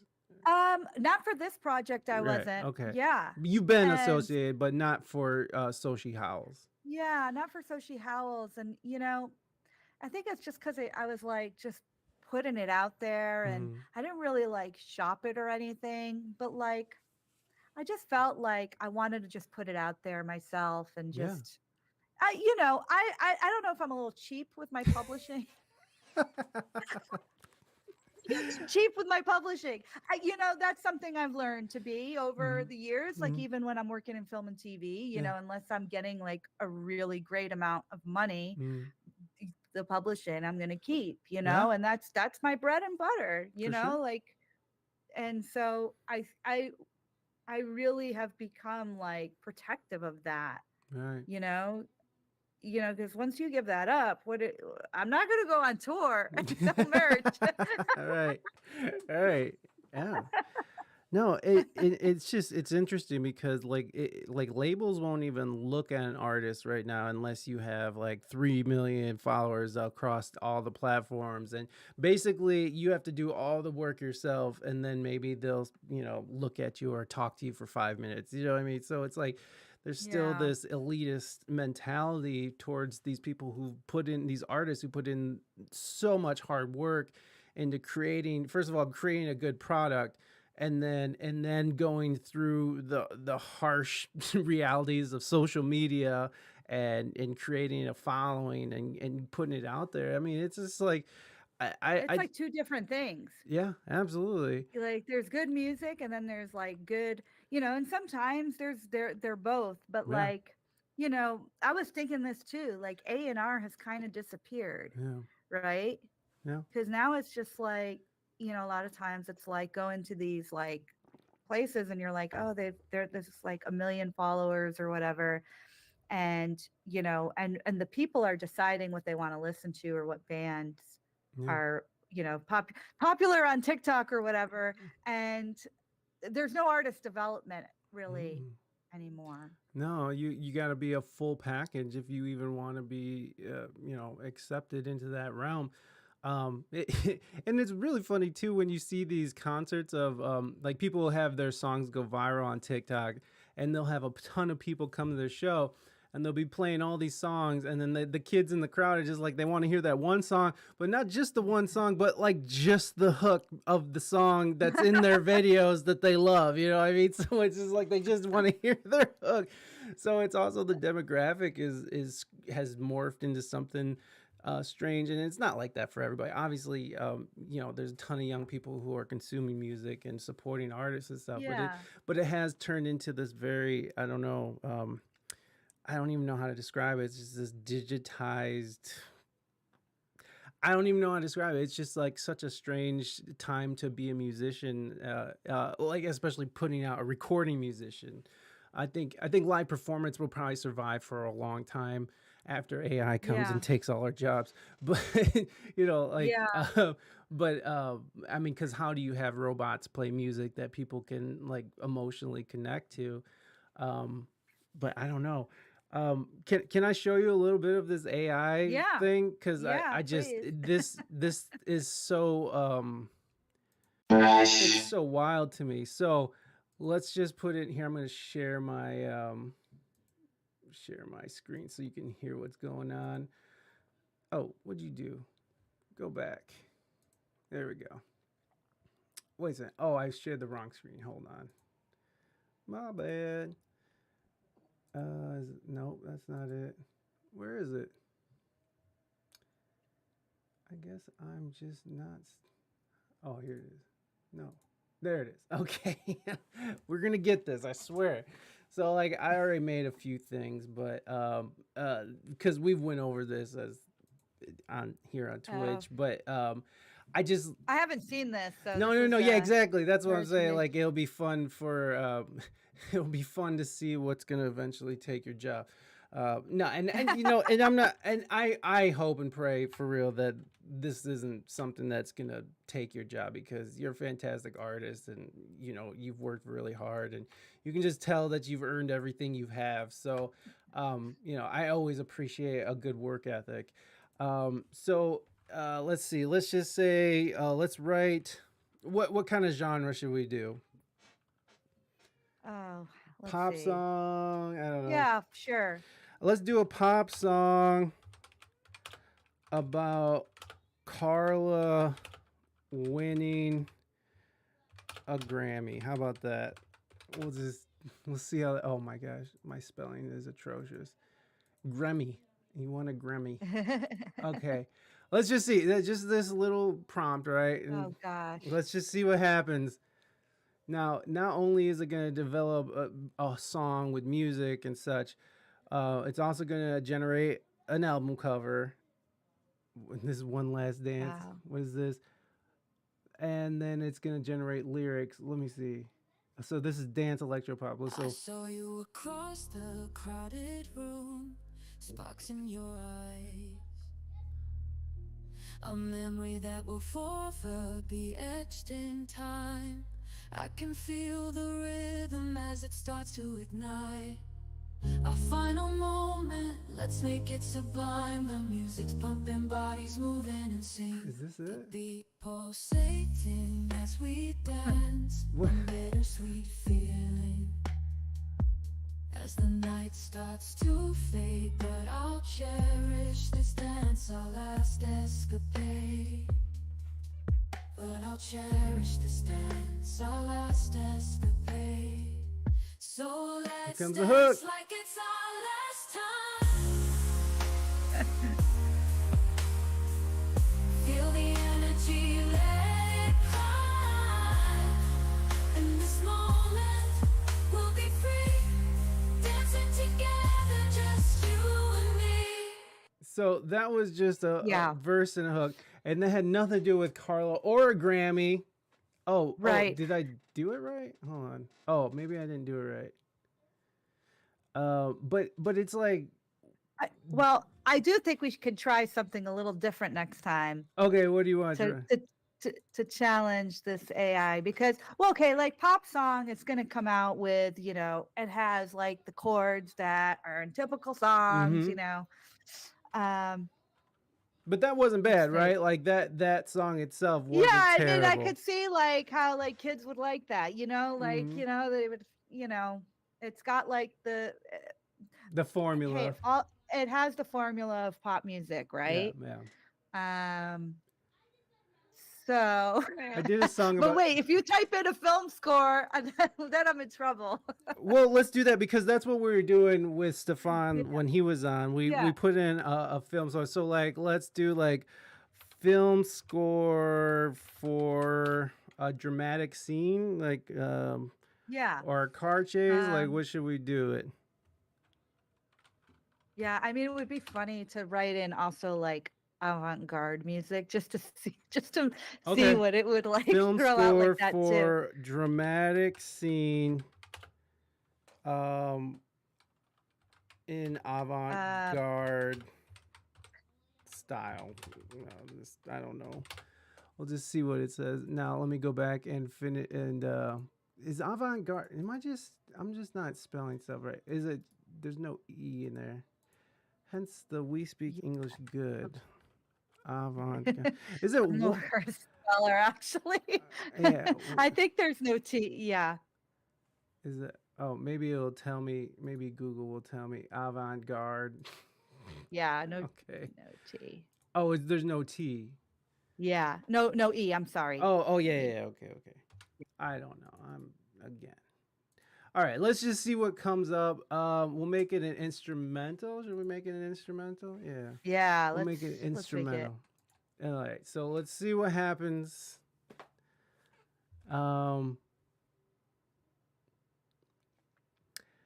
Yeah. Shadows unveiled. Avant-garde instrumental dramatic. Okay, let's see what happens. Come on. All right, let's see how close we are to the end. All right, hold on. Come on. All right, it's still thinking. It'll be faster in like a month. Yeah, exactly. Well, that's what's so scary about this because again, me and homie we were laughing at it. We thought it was so funny, and then like I saw this come out, and I was just like, oh my god, this is insane. All right.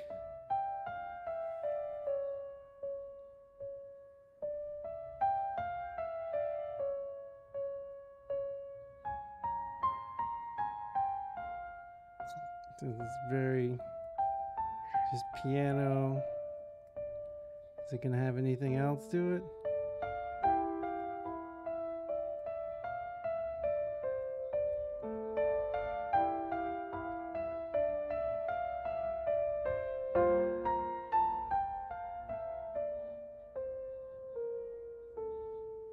I mean, it has dynamics and stuff. It's crazy.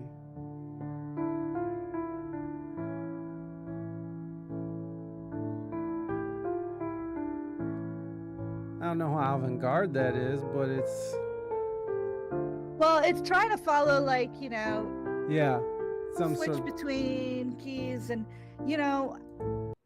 it's technically like, taking what it knows about, different styles of music and making those technical changes. Yeah, and so like it's still sort of it's not really creating something new, rather than it's just sort of recycling what's already out there. So that's one thing that's good about this, is that the human touch is always going to be something that is needed. But go ahead.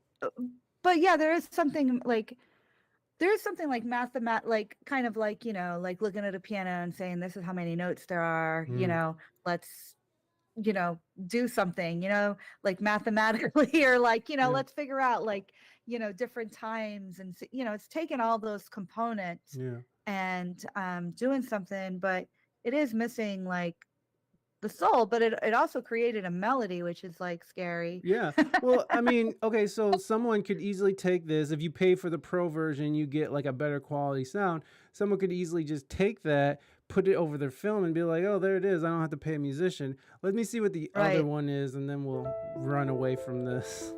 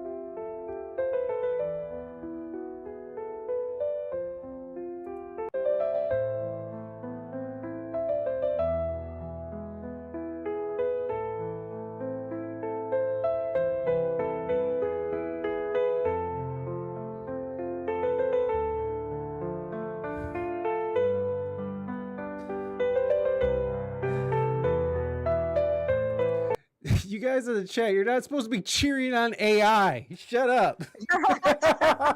They're like, it's very soothing and very good. It's like, no, stop it. Oh my gosh. Okay, let's run away from this crap here. It's just such a, it's just, oh my gosh. It's very disconcerting. Let me go back here and we can start Yeah. wrapping up here. Now that you got to hear that. So what's your what is your thought on that? Well, so like the production of it and the performance of it is not quite there. I mean, to say like in the future, are they going to be able to tell AI to like make it more emotional? And maybe they can, because they're really just ripping off what's out there, right? Yeah. So yeah, it is a little scary. I mean, I could totally see maybe some like directors saying, "Hey, this is the theme. Can you like?" Well, yeah, and maybe that could also be like like a template. Maybe a director can be like, okay, I'll Yeah. go in here and put something out. It's like, hey, I want something along these lines. So it could be a tool. And then, again, you can pay for the pro version and get like a higher quality song Yeah. and get a full song. Like right now, it's just the free version. So we got a 2-minute little interlude, but it's still very, compared to what it was 10 months ago, it Yeah. is just crazy, like where that we've come. And then like, and you can also see it in the video, the Sora thing where like last year Will Smith was eating pasta and it was all crazy and weird looking, and now this. Yeah. Have you seen the videos for Sora? Like, people walking, there's reflections in glass, and it's just so Yeah. detailed to the point where, I mean, AI is getting to that point where we're making laws, and Tyler Perry's not going to spend $1 billion now because he's like, I'm going to re-examine what I'm doing, because if I can save millions of dollars, why would I expand my Yeah. studio? So it's just like, I don't know, man. It's just such a Well, wild time. yeah. And then, like, at what point, like, the point when they take like your voice Yes. and they have you sing their lyrics or sing another song. There's stuff with that too. That's like, what point do you get paid for that as an artist? Oh, yeah. For someone like if someone were to use my voice, and Yeah, absolutely. I think it's gonna change, but I'm afraid, yeah, that we're not gonna really be caught up, because we're still not caught up with Spotify No. and They're trying to make just laws. getting paid for our albums. Right. Well, they're trying to Like, make laws yeah. about that now too, where we get a penny per stream, which is like, better than like a 0.00002% of a penny, like. So that would Yeah. be interesting if they could do that, but it's still a very it's still just like And a very low. They just set a very low bar, and the artists are the ones, we have to do all the work but reap none of the benefits. yeah, and I think like we have to think, like, I think as musicians that, yeah, like this gives the opportunity to people who don't know or practice music or have studied music or whatever, to call themselves composers and writers. And I think where to us it's like, well, we got to like also kind of push it on our end too, Mhm. to create stuff that isn't so that's already been done. Right. Like I feel like we got to push ourselves more. Yeah. Unfortunately, I think that's kind of where we're going. Like I'm sorry. I didn't mean to bum you out. Let's end on a good note. Like, so what are you working on now, and what do you want to do here in the future? Yeah, like I'm scoring a docu series about homelessness right now, which has Oh. been really, really incredible experience. I love doing documentaries because I always learn a ton behind them, and so I'm doing that, and then I'm also working on a new album. Yeah. Making sure I keep it balanced, and I'm in the beginning stages, which is the fun part, Yeah. Yeah. Just feeling around and trying to figure it out. It always feels good to when you finish a project. It's fun to start, but like when you finish it, I'm right on the precipice of finishing a project with a young lady out of Chicago that I've been doing production for, and it's such a good album. So I'm super excited to start mastering and stuff. But Cool. you have to mix and master your own stuff, huh? It depends on the project, Mhm. but like for my album, I had Daniel Cresco. I Oh, work with okay. him a lot. Okay. He's just phenomenal. Yeah. So he mixed and mastered or just mastered? He did both. And he Nice. also did he's done all my film scores Ah, and all that too. So whenever I have the budget to bring him on for film scores, but what's his name? so he Daniel Cresco. Cresco. He mixed like the Joker. He's done a lot of like awesome I've films heard his name before. yeah, and I started work. I found him out here. He used to work for Hans Zimmer and Hans Zimmer Studio, Gotcha. and I connected with him as soon as I got out to LA. I just reached out to him because I loved his work, Oh, and heck yeah. and he's that cool guy who's like, I work with indie artists, so yeah, and Oh, so yeah. and we've that relationship's really grown, and yeah, and he did a spatial audio mix of Soshi Howells, which is on Apple, and Yeah. Well, no, but I mean, look how this is in one way, right? Like it was really cool that there was sort of the gatekeeper was sort of removed and it allowed musicians to put out their music and right, distribute it to a worldwide audience and have somewhat of a chance to get heard rather than selling a few CDs at a gig here and yeah, there. You know what I mean? So it was an amazing. It is an amazing thing that we're able to sort of we're able to distribute our music worldwide in just a click of a button. But it also is like, well, everybody's able to distribute their music worldwide, and we're also getting robbed yeah, blind because they don't want to pay the artist and they want to make sure that they keep their corporate slave masters happy, which is the big music studio or music company or product like Universal Music yeah. Group such. But I'm not trying to crap on them or anything, but I'm just saying these companies are the ones who are benefiting the most. I love on Daniel's website, you're right there, it says Grammy winner. Oh, that's awesome. Yeah, here, Yeah. I'll just show you before you go. Boom! He put you right Oh, there, that's right up at awesome. I top. love Daniel. Yeah, I mean, and he did Assassin's Creed 3, which is dope. So hey, yeah, he's just fantastic, and it's great. Like he took the album up another level. Like he's such an artist when he mixes. yeah, He just like can create this world yeah, that makes it just feel like so worldly and cinematic and big. yeah. He So did a really good job on your album, and he looks like he does a lot of great things. Carla, thank you so much. And by the way, everybody, make sure you go and listen to Soshi Howells, which I put the link in the chat for you guys. And if you're listening on audio end, make sure you go into the show notes and click around. Go support Carla. Go listen to her music. Make sure that you're following her career because she's an amazing artist. She just won a Grammy. Why wouldn't you want to support that? And Carla, thank you so much for being on the show. I thank really, you. truly appreciate you taking the time out to chat with us. Thank you so much for having me. Oh, It it was was my really pleasure. fun. It was my pleasure. I'm glad it was. Everybody, please put your hands together for Carla Patullo. Thank you, Carla. I appreciate you. Have a great rest of your day. You too. Thanks. Bye. There goes Carla, yeah. There goes Carla Patullo, which I said Patullo, but it's Patullo. Yeah, there goes Carla. Thank you for that woo and mighty. All right, y'all. Thank you guys so much for hanging out with us. That was Grammy Award winning Carla Patullo dropping knowledge, dropping her skills, and I don't know where I was going with that. All right, guys, we will be back. I'm gonna try to get on here Thursday because I just found out I have to work all weekend long. No one tells me shit. I just started getting back into work after taking paternity leave, and no one tells me a freaking thing. So all of a sudden, I learned that I work all weekend. I work Easter, which I don't really care about that. Mighty, thank you so much for that gifted sub.